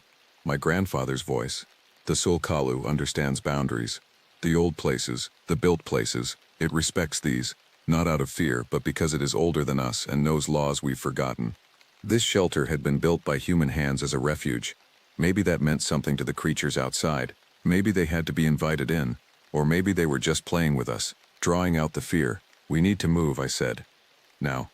While we have light and they seem to be giving us space. We packed quickly, dividing supplies between us. I gave Emma my backup knife, showed her how to hold it if she needed to defend herself. The weight of it seemed to steady her, a concrete thing to hold onto in a world that had gone mad. Opening the door took more courage than I wanted to admit. Every instinct screamed at me to stay inside, to wait for rescue, to let someone else deal with this nightmare. But rescue wasn't coming. We were on our own, 3 adults and 2 traumatized children, trying to survive in a forest that had become hostile territory. The morning air hit my face like a slap, cold and thick with that musky smell I'd come to associate with the creatures. The mist swirled around us as we stepped outside, and the silence was so profound it felt like a physical presence. Stay close, I whispered. Single file, eyes open. We'd gone maybe 50 feet when I heard it. A child's voice, singing. The sound drifted through the mist, sweet and clear and utterly wrong. Ring around the rosy, pocket full of posies. Sophia grabbed my hand, her fingernails digging into my palm. That's Lily, she whispered. Lily Martinez. She was camping with her family last month. Her picture was on the news. The missing girl from 6 weeks ago. The search had been called off after 2 weeks, the official conclusion being that she'd fallen from a cliff and her body had washed away in the creek. But here was her voice, singing a children's song in the mist. Ashes, ashes, we all fall down. Don't respond, I hissed. Don't look at it, just keep walking. But Emma had frozen, staring into the mist. There's someone there. I can see them. She was right. A small figure stood in the fog about 30 feet to our left. Child-sized, wearing what looked like a dirty dress. As we watched, it took a step toward us. Emma Grace Torres, it said in Lily Martinez's voice. Come play with us. We've been waiting for you. That's not Lily, I said firmly. Emma, look at me. That's not your friend. How do you know? Emma's voice was small, desperate. How do you know it's not her? Because the figure's movements were wrong. Too fluid, too deliberate. Because even in the mist I could see that its proportions were slightly off. Arms too long, head too large. Because when it smiled, I saw too many teeth. We need to run, Martinez said. Now, the figure in the mist laughed, and the sound multiplied, echoing from all directions. More shapes appeared in the fog. Some human-sized, some larger. all of them moving toward us with that same unsettling grace. The trail is 50 yards northeast, I said, already backing up. On my mark, we run. Don't stop, don't look back. If someone falls, we pick them up and keep moving. Ready? I didn't wait for confirmation. Go. We ran through the mist like the damned fleeing hell, and maybe that's exactly what we were. The fog made it impossible to see more than a few feet ahead, turning familiar forest into alien landscape. Branches appeared without warning to slap our faces. Roots reached up to trip us, and behind us, always behind us, those voices called out in the tones of the lost and the taken. David Torres, come back to us. Emma, Sophia, don't leave. Mom is here. Mom wants to see you. Sophia was crying, her small legs pumping as she struggled to keep pace. Cooper swept her up without breaking stride, carrying her like a football while she buried her face in his shoulder. I saw the trail marker through the mist, a yellow blaze painted on a tree. We'd made it. 50 more yards and we'd be on maintained trail, heading downhill toward civilization, toward safety, toward... The Sulkalu stepped onto the trail in front of us. This close, in the gray morning light, I could see details I'd missed the night before. Its fur wasn't uniform. Patches of bare skin showed through, covered in scars that looked ritualistic, deliberate. Around its neck hung a collection of objects. Watches, rings, pieces of jewelry, a child's plastic bracelet, trophies, memories, offerings. It didn't move to attack, just stood there blocking the trail, watching us with those amber eyes. And then it spoke. The voice was deep, resonant, wrong in ways that made my teeth ache. But the words were clear. Why do you run from family? I raised my rifle, knowing it was useless. The thing was massive, powerful, and even if I emptied the entire magazine into it, I doubted it would do more than make it angry. But having the weapon pointed at it made me feel slightly less helpless. Let us pass, I said. We don't want trouble. We just want to take these children home. It tilted its head, a gesture so human and yet so alien it made my skin crawl. Home. Yes. We understand home. This is home. The mountain. The forest. This is where the people belong. We're not your people. Not yet. It took a step forward, and I saw Martinez tighten his grip on his pistol. But David Torres understood. Rebecca Torres was lost, but David, he heard the call. He remembered what his ancestors knew before the forgetting. Emma made a small sound of distress. The thing's eyes shifted to her and something that might have been compassion crossed its inhuman face. Your father walks with us now, it said. He is learning the old ways. Would you like to see him? My father is dead, Emma said, her voice breaking. You killed him. You killed my mom. Death is a human concept. Your mother fought the change. That was her choice. But your father, it gestured toward the forest behind it. He is here, part of the congregation now, part of something older than your civilization, something that will endure long after your cities have fallen, and your monuments have crumbled to dust. Through the mist I saw movement, shapes emerging from the trees, human forms, or mostly human, moving with that same unnatural grace. And among them, I recognized David Torres. He looked wrong. His clothes were torn and filthy, his feet bare and bloody. His hair had grown wild, matted with leaves and mud, but it was his eyes that truly terrified me, completely empty of recognition, of humanity, of anything that made him David Torres. He looked at his daughters the way a shark looks at a swimming seal, hungry, curious, detached. Dad. Emma's voice was tiny, hopeful, already breaking under the weight of what she was seeing. David Torres opened his mouth and howled, and the sound was answered by the dozens of figures surrounding us. You see? The Sulkalu said. He is home now. And you could be too. All of you. The forest welcomes all who remember the old contracts, the old laws. Lay down your weapons of iron and false safety.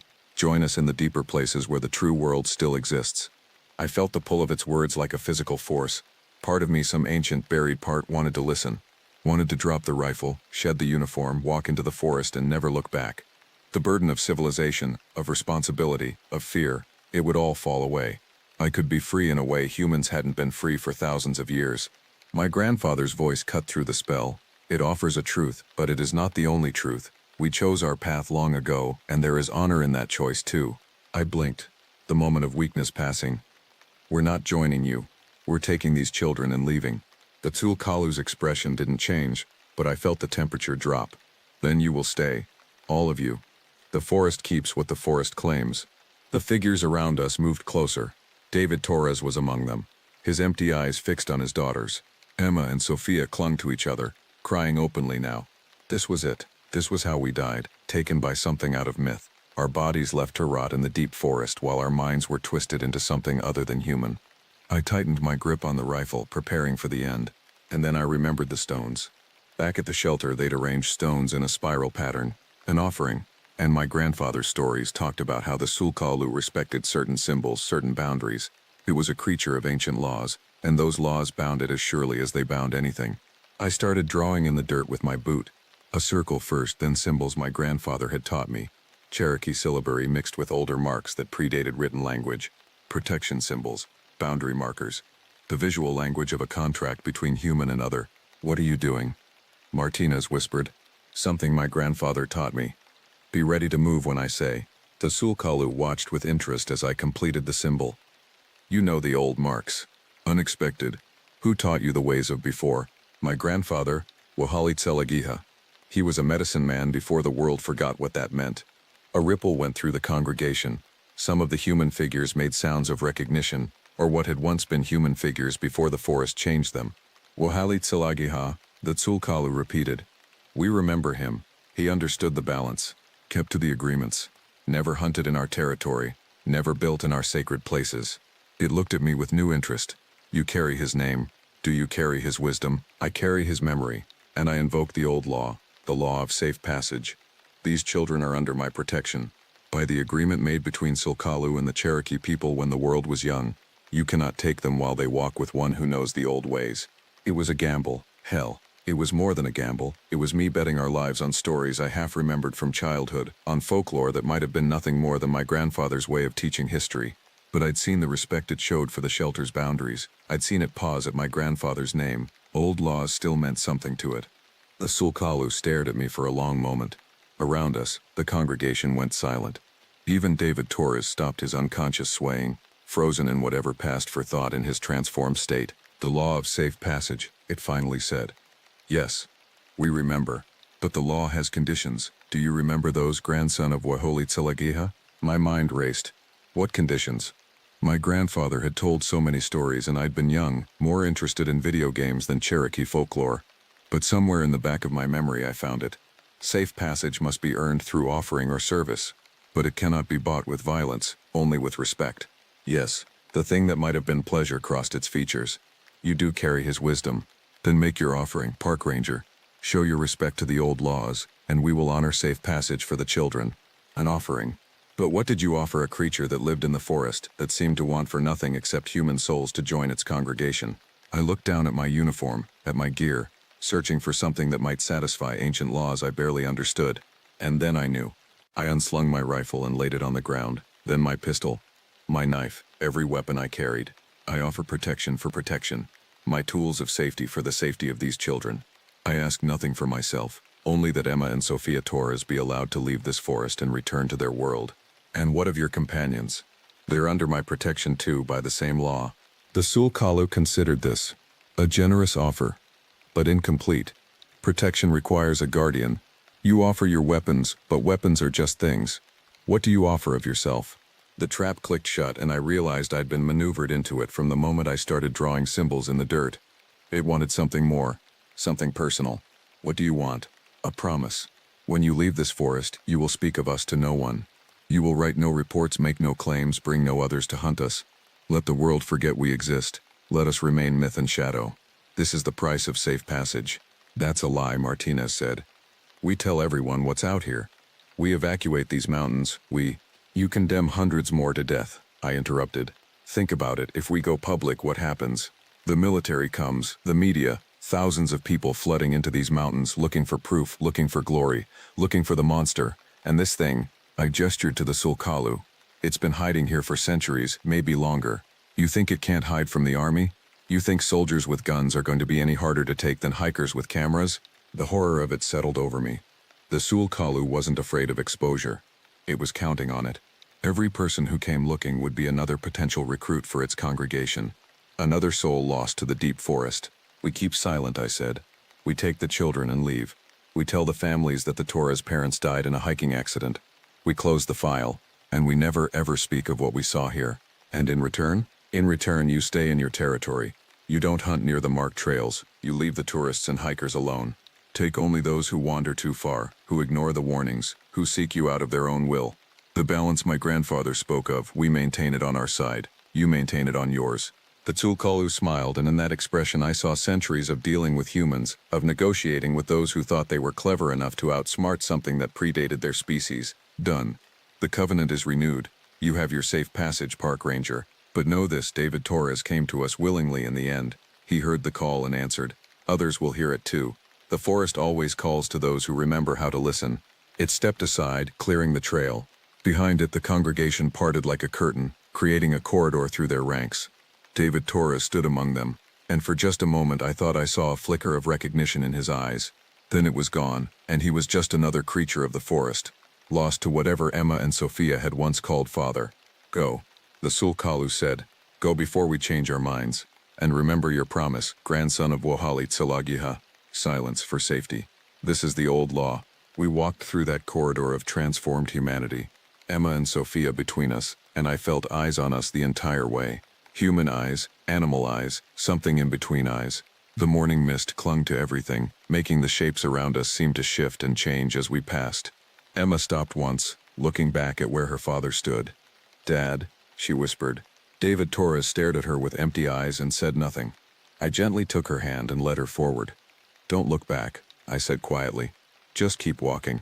We didn't run. We didn't speak. We just walked down that trail with the weight of the forest's attention on our backs, and we didn't stop until we reached the campsite where this nightmare had started. The Honda Pilot was still there, covered in pollen and morning dew. Inside, I could see Emma's unicorn backpack exactly where we'd left it. A lifetime ago.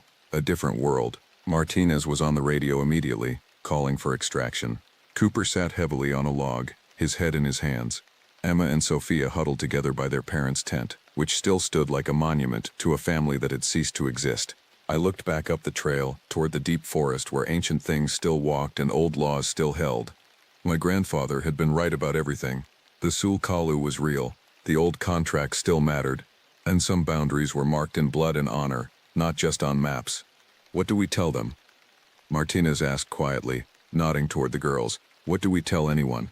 I thought about my promise, about the weight of silence, about the price of keeping 2 children alive. We tell them their parents died in a hiking accident. David fell from a cliff. Rebecca hit her head on rocks. Tragic, unavoidable. Just another statistic in a dangerous forest. That's not the truth. No, but it's the only truth that lets these children sleep at night.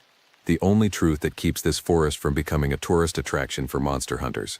The only truth that might save lives. He wanted to argue, I could see it in his face. But he'd been there. He'd seen the congregation. He'd watched David Torres stare at his own daughters with eyes that held nothing human. And he knew, like I knew, that some truths were too terrible to speak aloud. The helicopter arrived an hour later, its rotors beating the air like a mechanical heart.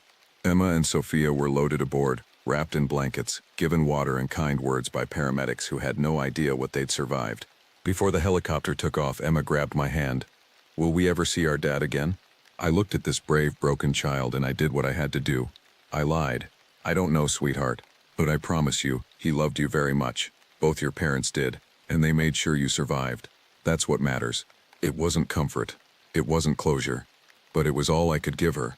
As the helicopter lifted off, carrying the Torres children toward safety and years of therapy they'd never be able to honestly engage with, I turned back to the forest.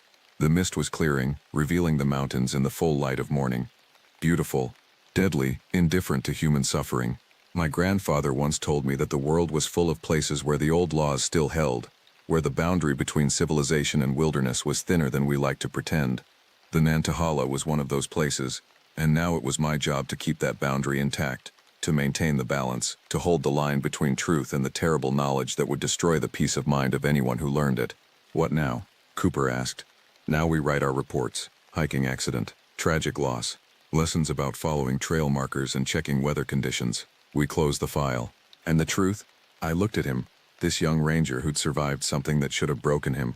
The truth dies with us. That's the price we paid for those children's lives. Can you live with that? He was quiet for a long moment. Then, I don't think I have a choice. No, I agreed. None of us do. We spent the rest of the day documenting the campsite, taking photos that would support our official story, carefully removing any evidence that didn't fit the narrative of a simple hiking tragedy. It was methodical work, and it kept our minds busy, kept us from thinking too hard about what we'd seen, what we'd promised, what we'd become. By the time we finished, the sun was setting behind the western ridgeline, painting the forest in shades of gold and shadow. Beautiful, peaceful, deceptive. "I'm putting in for a transfer," Martinez said as we packed up the last of the evidence bags. "Different forest, different state maybe. I can't walk these trails knowing what's out there." I didn't blame him. Part of me wanted to do the same, but this was my forest, my territory, my burden to carry, passed down from my grandfather, whether I wanted it or not. "Transfer approved," I said quietly. "You've earned it." Cooper didn't say anything about transferring, but I saw the way he kept looking over his shoulder at the tree line, the way his hand rested on his empty holster where his pistol used to be before I'd offered it to the Sulkaloo. Some scars didn't show, but they ran deep. We drove back to the ranger station in silence, each of us alone with our thoughts, our secrets, our survival. The world beyond the forest continued on, oblivious to what walked in the deep places, what waited in the mist for those who wandered too far or listened too closely to the call of something older than civilization. And I understood finally what my grandfather had tried to teach me. There were some truths that couldn't be spoken, some knowledge that corrupted simply by existing in the light of day, some boundaries that had to be maintained not with weapons or walls but with silence and sacrifice. I was now the keeper of those boundaries, the holder of that silence, the inheritor of my grandfather's burden. The forest would keep its secrets, and I would keep mine.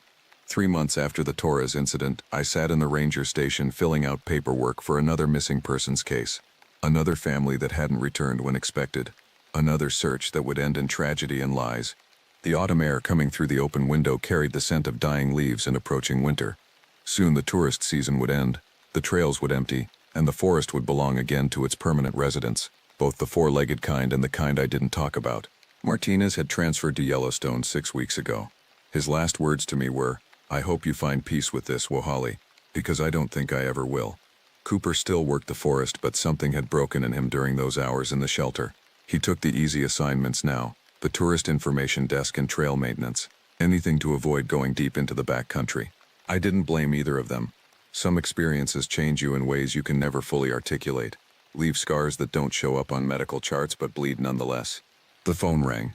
I picked it up already knowing who it would be. "Ranger Station, Wohali speaking." "Mr. Wohali, this is Catherine Torres." The voice was tight, controlled, barely holding back tears. "I'm Emma and Sophia's grandmother. I'm calling about what happened to my son and daughter-in-law." We'd had this conversation before, multiple times in fact. Catherine Torres was convinced the official story, hiking accident, bodies lost in the rough terrain, didn't add up. She'd hired private investigators, demanded the Forest Service reopen the case, threatened lawsuits, all because she couldn't accept that her son and his wife were simply gone. "Mrs. Torres, I understand this is difficult." "No, you don't understand. Emma wakes up screaming every night. She says she sees her father in her dreams, but he's not her father anymore. He's something else. And Sophia won't speak at all. The therapists say it's trauma, but they don't know what the girls saw out there." "You do." My hand tightened on the phone. "Mrs. Torres, please, I'm not asking you to reopen the investigation. I'm not asking for anything official. I just need to know, did they suffer? My son, my daughter-in-law, were their last moments peaceful, or were they terrified? I need to know so I can help these children grieve properly." The lie sat on my tongue, familiar and bitter, but looking at the missing persons report on my desk, at the pattern I'd been tracking for months, I realized something had changed. The disappearances were increasing. The Sulkaloo and its congregation weren't staying in their territory anymore. The balance was shifting. "Mrs. Torres, what I'm about to tell you stays between us. Do you understand? If you repeat it to anyone, I'll deny it. The official record stands." Silence. Then, "I understand. Your son didn't die in an accident. Neither did your daughter-in-law. They encountered something in the forest. Something old. Rebecca fought it and lost. David," I paused, choosing my words carefully. "David made a choice to protect his daughters, a sacrifice. His last act was that of a father who loved his children more than his own life." "What kind of something?" Her voice was barely a whisper.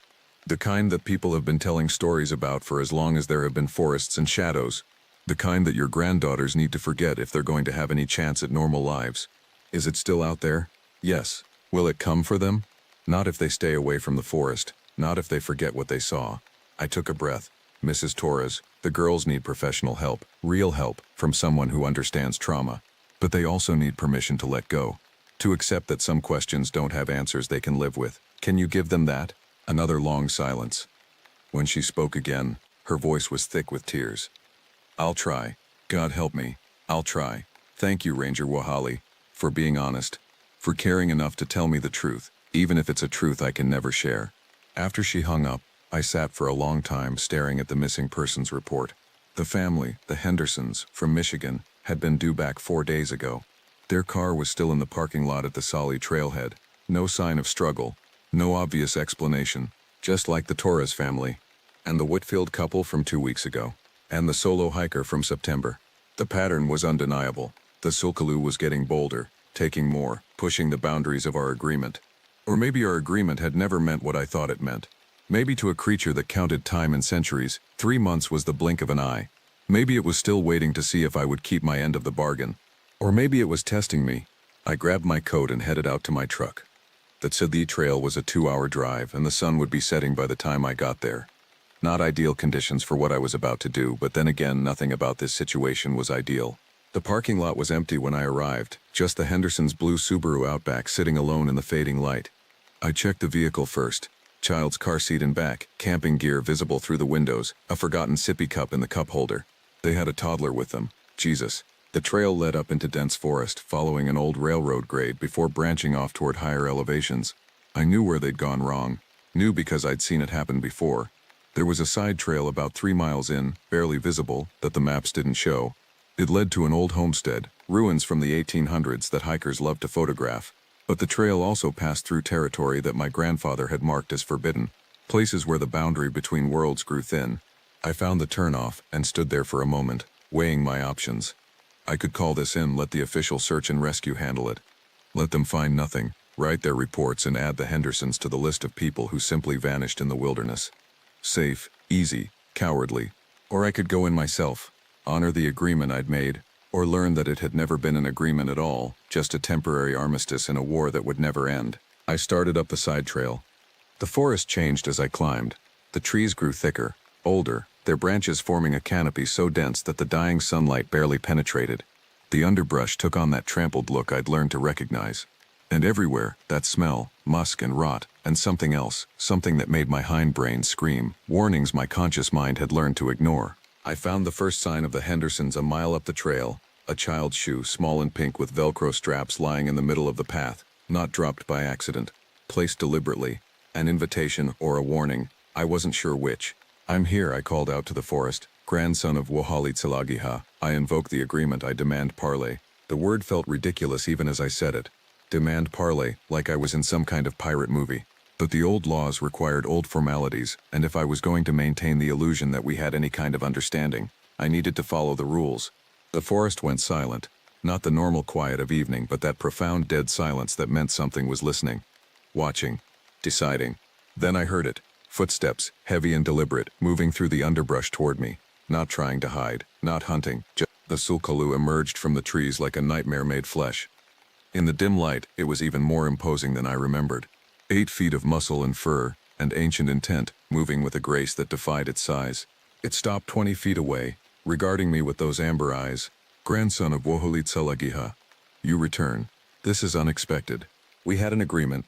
You were supposed to stay in your territory. Leave the marked trails alone. We have stayed in our territory, this place. It gestured to the forest around us.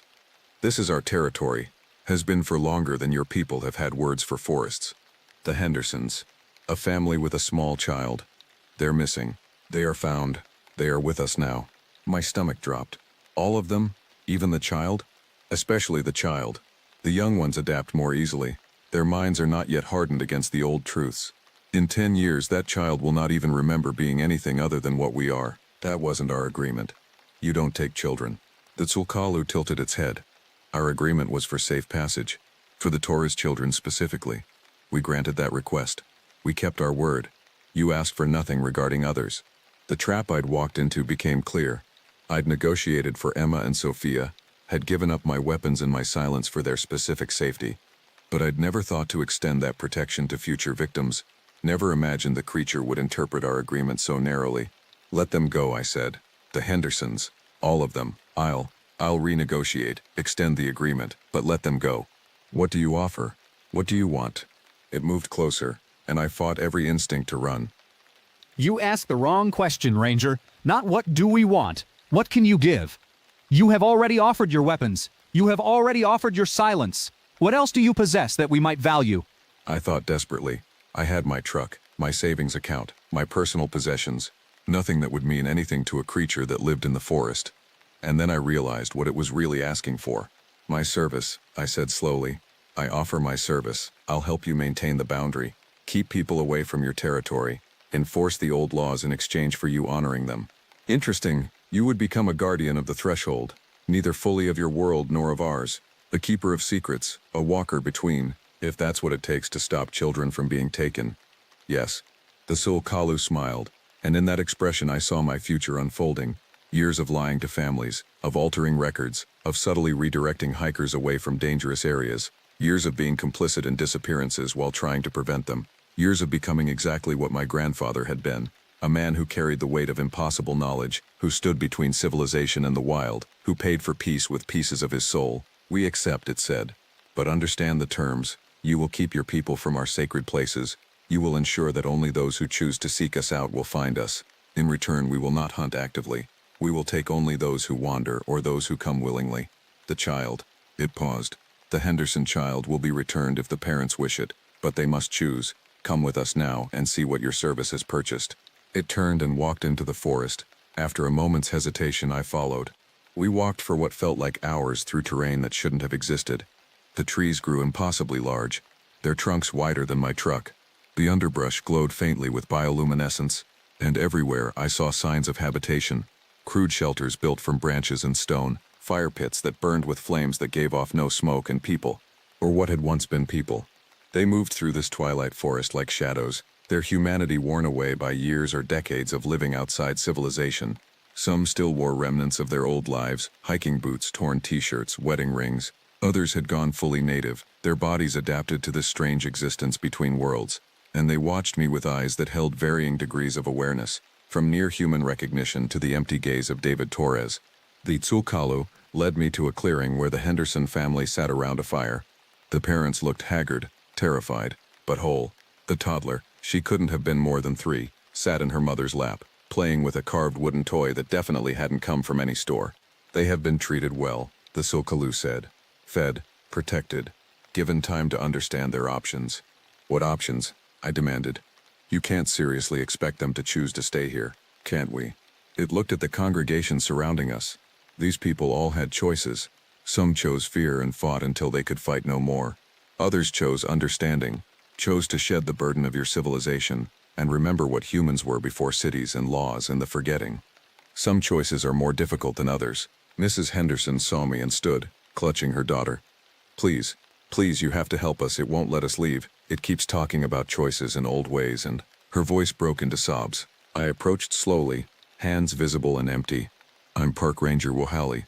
I'm here to bring you home, all 3 of you. Mr. Henderson stood as well, and I saw that his eyes held that dangerous edge of someone pushed beyond their limit. You know about this place. You know about these things. How long has this been going on? A long time, I said quietly. Longer than any of us have been alive, but right now that doesn't matter. What matters is getting your family out of here. We tried to run, Mrs. Henderson whispered. 3 times. It always found us, always brought us back. And the things it showed us, the places it took us. It's not natural. None of this is natural. I turned to the Tsulkalu. Our agreement. I keep people away from your territory. You let the Hendersons go, right now. No conditions. There are always conditions, it said. The child has already drunk from our spring. She has tasted the water of the between places. In time she will remember. She will call to the forest and the forest will call back. But yes, we will honor the agreement. They may leave, for now. What does that mean? Mr. Henderson demanded. What did you do to our daughter? But the Tsulkalu was already walking away, disappearing into the strange twilight of its domain. Around us, the congregation began to disperse, melting back into the forest like morning mist. It means we need to leave, I said urgently. Now, before it changes its mind. I led them back through the forest, and with each step the world became more normal. The trees shrank to reasonable sizes, the bioluminescent undergrowth faded. The sense of being in a place outside of time and space gradually lifted, until we were just walking through a regular forest in the regular world, with regular physics. But the Henderson's daughter kept looking back over her shoulder, kept reaching toward the trees with small hands, kept making sounds that weren't quite words but weren't quite random babbling either, And I knew the Sulkalu had been telling the truth. The child had been marked, changed in some subtle way that would haunt her for the rest of her life. We reached their car as full dark settled over the forest. Mr. Henderson loaded his family into the Subaru with shaking hands while Mrs. Henderson clutched their daughter and cried. "What do we tell people?" Mr. Henderson asked. "What the hell do we tell anyone?" "You tell them you got lost," I said. "Wandered off trail, spent a few days trying to find your way back. It happens all the time. People will understand. They'll ask questions, but they'll accept it eventually." "And our daughter? What do we tell her therapist when she starts talking about giants and forests that glow and people who aren't people anymore?" "You tell them it was a trauma response. Fabricated memories. The brain's way of coping with being lost and scared. Whatever keeps her grounded in this world instead of looking back at that one." Mrs. Henderson looked at me with red-rimmed eyes. "You've done this before, lied to protect people from the truth. How do you live with it?" "Badly," I admitted. "But the alternative is worse. Trust me on that." They drove away, tail lights disappearing down the mountain road, and I was left alone in the parking lot with the weight of another secret, another lie, another family that would spend the rest of their lives looking over their shoulders. I sat on the hood of my truck and looked up at the stars emerging in the darkening sky. Somewhere up in those mountains, the Sulkalu and its congregation were settling in for another night in their twilight realm. Somewhere David Torres walked among them, whatever remained of his humanity buried under years of forest and forgetting. Somewhere children were being told stories about monsters in the woods, never knowing how close those stories were to truth. And somewhere, in a house I'd probably never see, Emma and Sofia Torres were trying to sleep without dreaming about their father's empty eyes. My phone buzzed, a text from Sarah at dispatch. Another missing persons report came in. "College kids on a backpacking trip, 3 days overdue, starting search tomorrow morning. You in?" I looked at the dark tree line, at the forest that held so many secrets. I thought about my grandfather, about the burden he'd carried, about the agreement I'd just renewed with a creature out of myth, about the choice I'd made to become a guardian of the threshold, a keeper of boundaries, a liar in service of a greater truth. I texted back, "I'm in. Send me the coordinates." Because this was my forest now, my responsibility, my burden to carry, and somewhere in the dark I heard the distant sound of howling, and I knew the Sulkalu heard it too. Knew we were bound together now in our strange covenant, maintaining a balance that most people would never know existed. The forest kept its secrets, and I would keep mine, for as long as I could bear it. Winter came to the Nantahala like a slow death, leaching color from the world until everything existed in shades of gray and white. The tourist season ended, the trails emptied, and the forest settled into its cold weather solitude. For most rangers, this was the quiet season. Time for paperwork, equipment maintenance, training courses. For me, it was when the real work began. I sat in my truck on a fire road 2 miles past the last official trail marker, watching the tree line through binoculars. The college kids, 3 of them, all from UNC Chapel Hill, had last been seen heading toward the Panthertown Valley 4 days ago. Their abandoned car and a worried roommate who'd filed a report triggered another search, and like always, I'd volunteered to check the remote areas, the areas where civilians shouldn't go. Through my binoculars, I saw movement. Not the college kids. One of the congregation members, what looked like a middle-aged man in the tattered remains of Columbia hiking gear, moving through the snow with that unnatural grace they all developed after enough time in the twilight realm. He stopped, looked directly at my truck despite the distance and the trees between us, and pointed deeper into the forest. An invitation. Or a warning. With the congregation, it was hard to tell. I grabbed my pack and started hiking. The snow made tracking easy. I followed the man's footprints deeper into territory that officially didn't exist on any map. After an hour, I found what I was looking for. A campsite, recently abandoned. 3 sleeping bags still in their tent, a backpacking stove with a pot of frozen oatmeal, and no signs of struggle. Just like the Torres family, just like the Hendersons, just like all the others. But unlike the others, I found something else. A note written on a page torn from someone's journal and weighted down with a rock. "We heard it calling. We want to understand. Don't look for us. We chose this." I read it 3 times, trying to find some hint of coercion, some sign that they'd been forced. But the handwriting was steady. The message was clear. These college kids, probably out here doing research on wilderness spirituality or some other academic exercise, had encountered the call of the Sulkalu and answered it. Willingly. That was the most disturbing part. Over the past 3 months, I'd tracked 17 missing persons cases in my sector. Of those 17, 9 had shown clear signs of being taken against their will, but 8, almost half, had left evidence of voluntary departure. Notes, abandoned possessions arranged in patterns, footprints that showed calm walking, not running. The Sulkalu wasn't just hunting anymore. It was recruiting. My radio crackled. Whoa, Holly, this is Sarah. Got an update on your missing college kids? I keyed the mic. Found their campsite. Looks like they decided to extend their trip without telling anyone. Probably out of radio range. I'll continue searching the area. The lie came easily now. Too easily. Copy that. Weather's supposed to turn nasty tonight. Don't get caught out there. Understood. I looked at the note again, then carefully folded it and put it in my pocket.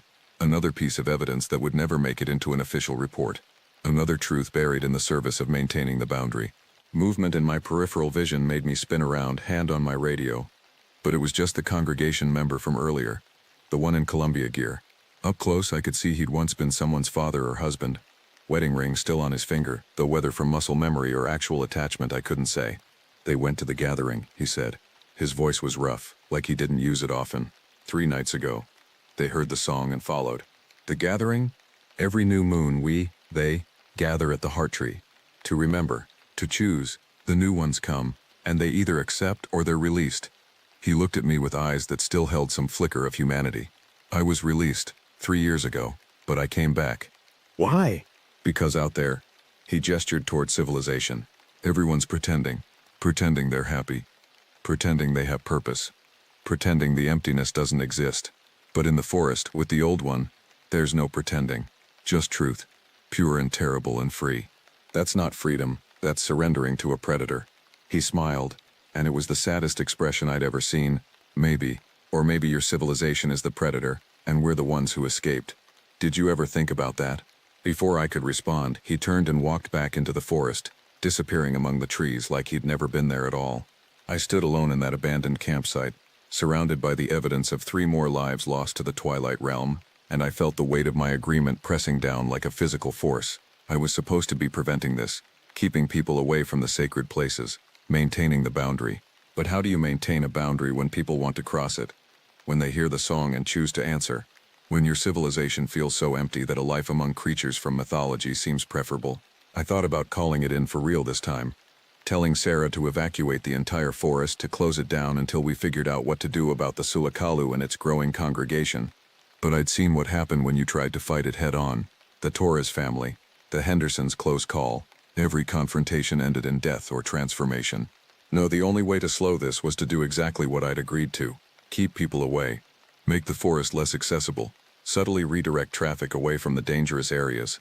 And live with the knowledge that some people would slip through anyway, and I'd be complicit in their disappearance. My phone buzzed. A text from Cooper. You alone out there? Be careful. I've been hearing things. I texted back. What kind of things? Rumors. Other rangers in other forests. Same patterns we saw. Missing persons, weird tracks, stories about people walking into the woods and never coming back. It's not just us, whoa Holly, it's everywhere. A chill ran down my spine that had nothing to do with the cold.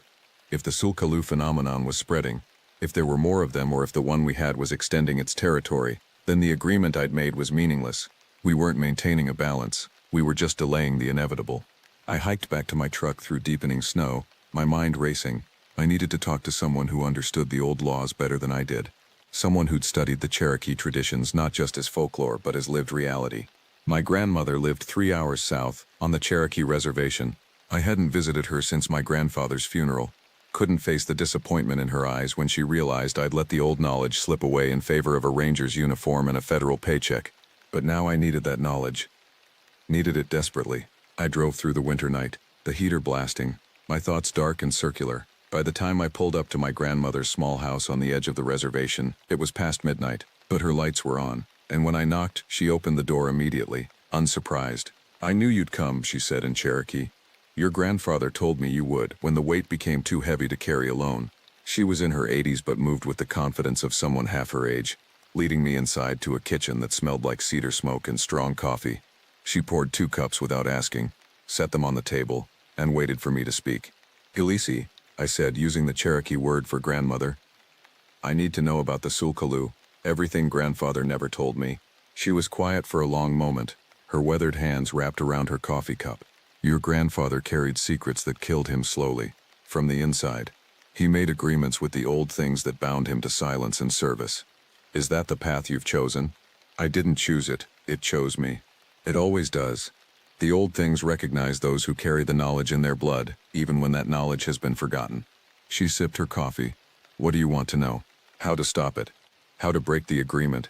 How to save the people it's taking? You can't. The blunt answer hit me like a physical blow. What? The Sulkalu is older than our people. Older than the mountains themselves, some say. It existed when the world was young and wild, when the boundary between the physical and the spiritual was thin as spider silk. Your grandfather didn't make an agreement with it to control it. He made an agreement to survive it. But the people it's taking were taken because they wanted to be, whether they knew it consciously or not. She leaned forward. Listen to me, Wahali. The Sulkalu is not evil in the way you think of evil. It is a force of nature, like fire or flood. It represents the wild that existed before civilization, the truth that humans have spent 10,000 years trying to forget. Some people hear that truth and run toward it, even if it destroys them. You cannot save them from their own choices. Then what can I do? What your grandfather did. Maintain the boundary. Keep the knowledge alive but quiet. Guide people away from the thin places. And when someone crosses anyway, when someone chooses the wild over the civilized, you let them go. You mourn them, but you let them go. I thought about Emma and Sophia Torres, about the Hendersons, about the college kids who'd left that note, about all the people who would come after them, drawn by something they didn't understand to a fate they couldn't imagine. How did grandfather live with it? She smiled sadly. Badly. He drank too much. He had nightmares. He pushed away everyone who loved him except me, and sometimes even me. But he did his duty because someone had to, because the alternative was worse. She reached across the table and gripped my hand. You're asking me for an easy answer, and I don't have one. All I can tell you is this. The Sulkalu will never leave these mountains. It will always call to those who can hear it. Your job is not to stop it. Your job is to keep the world from ending in the chaos that would come if everyone knew the truth. And what is the truth? That the wild places are still wild. That there are things in the forest that were never meant to coexist with human civilization. That the only reason we survive is because we've forgotten how to listen to the old calls. And that some people... She paused. Some people never forget, or they remember at exactly the wrong moment, and then they're lost to us. I spent the night on my grandmother's couch, but I didn't sleep. I kept thinking about David Torres walking among the congregation, about the college kids who'd heard the song, about the man in Columbia gear who'd chosen to return after being released, about the fundamental impossibility of my task. In the morning, my grandmother made breakfast, and we ate in comfortable silence.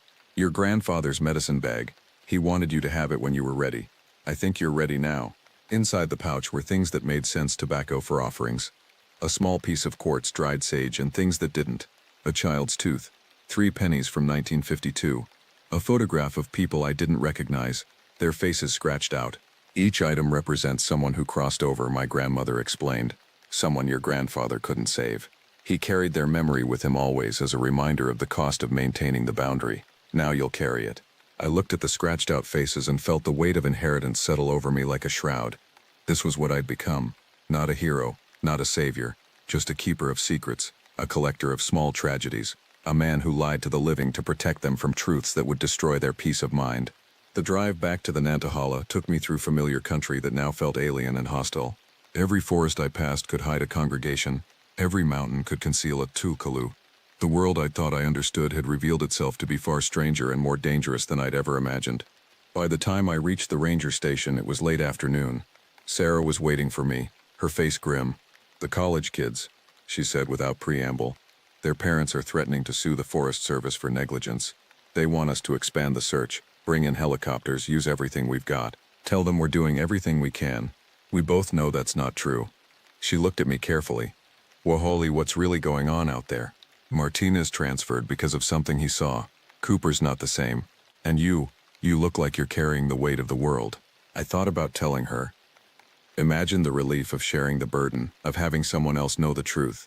But I saw my grandmother's sad smile in my mind, heard my grandfather's voice warning about the cost of knowledge. There are things in the forest, I said slowly, things that most people are better off not knowing about. And my job, our job, is to keep people safe from those things, even if it means lying to them, even if it means living with secrets that eat us alive. That's not an answer. It's the only answer I can give you. She stared at me for a long moment, then nodded. Okay. I trust you, Wahali. I don't understand, but I trust you. Just don't let this destroy you, whatever it is. After she left, I sat at my desk and pulled out the medicine bag, added a new item, the note from the college kids, folded small. 3 more faces to remember, 3 more people I couldn't save. The phone rang. Another missing persons report.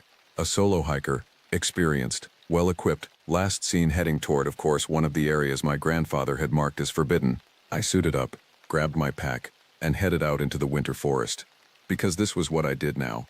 This was what I would always do, until the weight of it broke me like it had broken my grandfather, like it would eventually break anyone who tried to maintain the impossible boundary between the civilized and the wild. The snow was falling heavier now, covering everything in a blanket of white that made the world seem clean and pure and safe. But I knew better. I knew what walked in these mountains, what called from the deep places, what waited for those who heard the song. And I knew that tomorrow, or next week, or next month, someone else would hear that call. Someone else would walk into the forest and never come back. And I would file another report, tell another lie, add another item to my medicine bag. This was the price of peace. This was the cost of maintaining the boundary. This was my inheritance, my burden, my duty. The forest kept its secrets, and I would keep mine, until the end.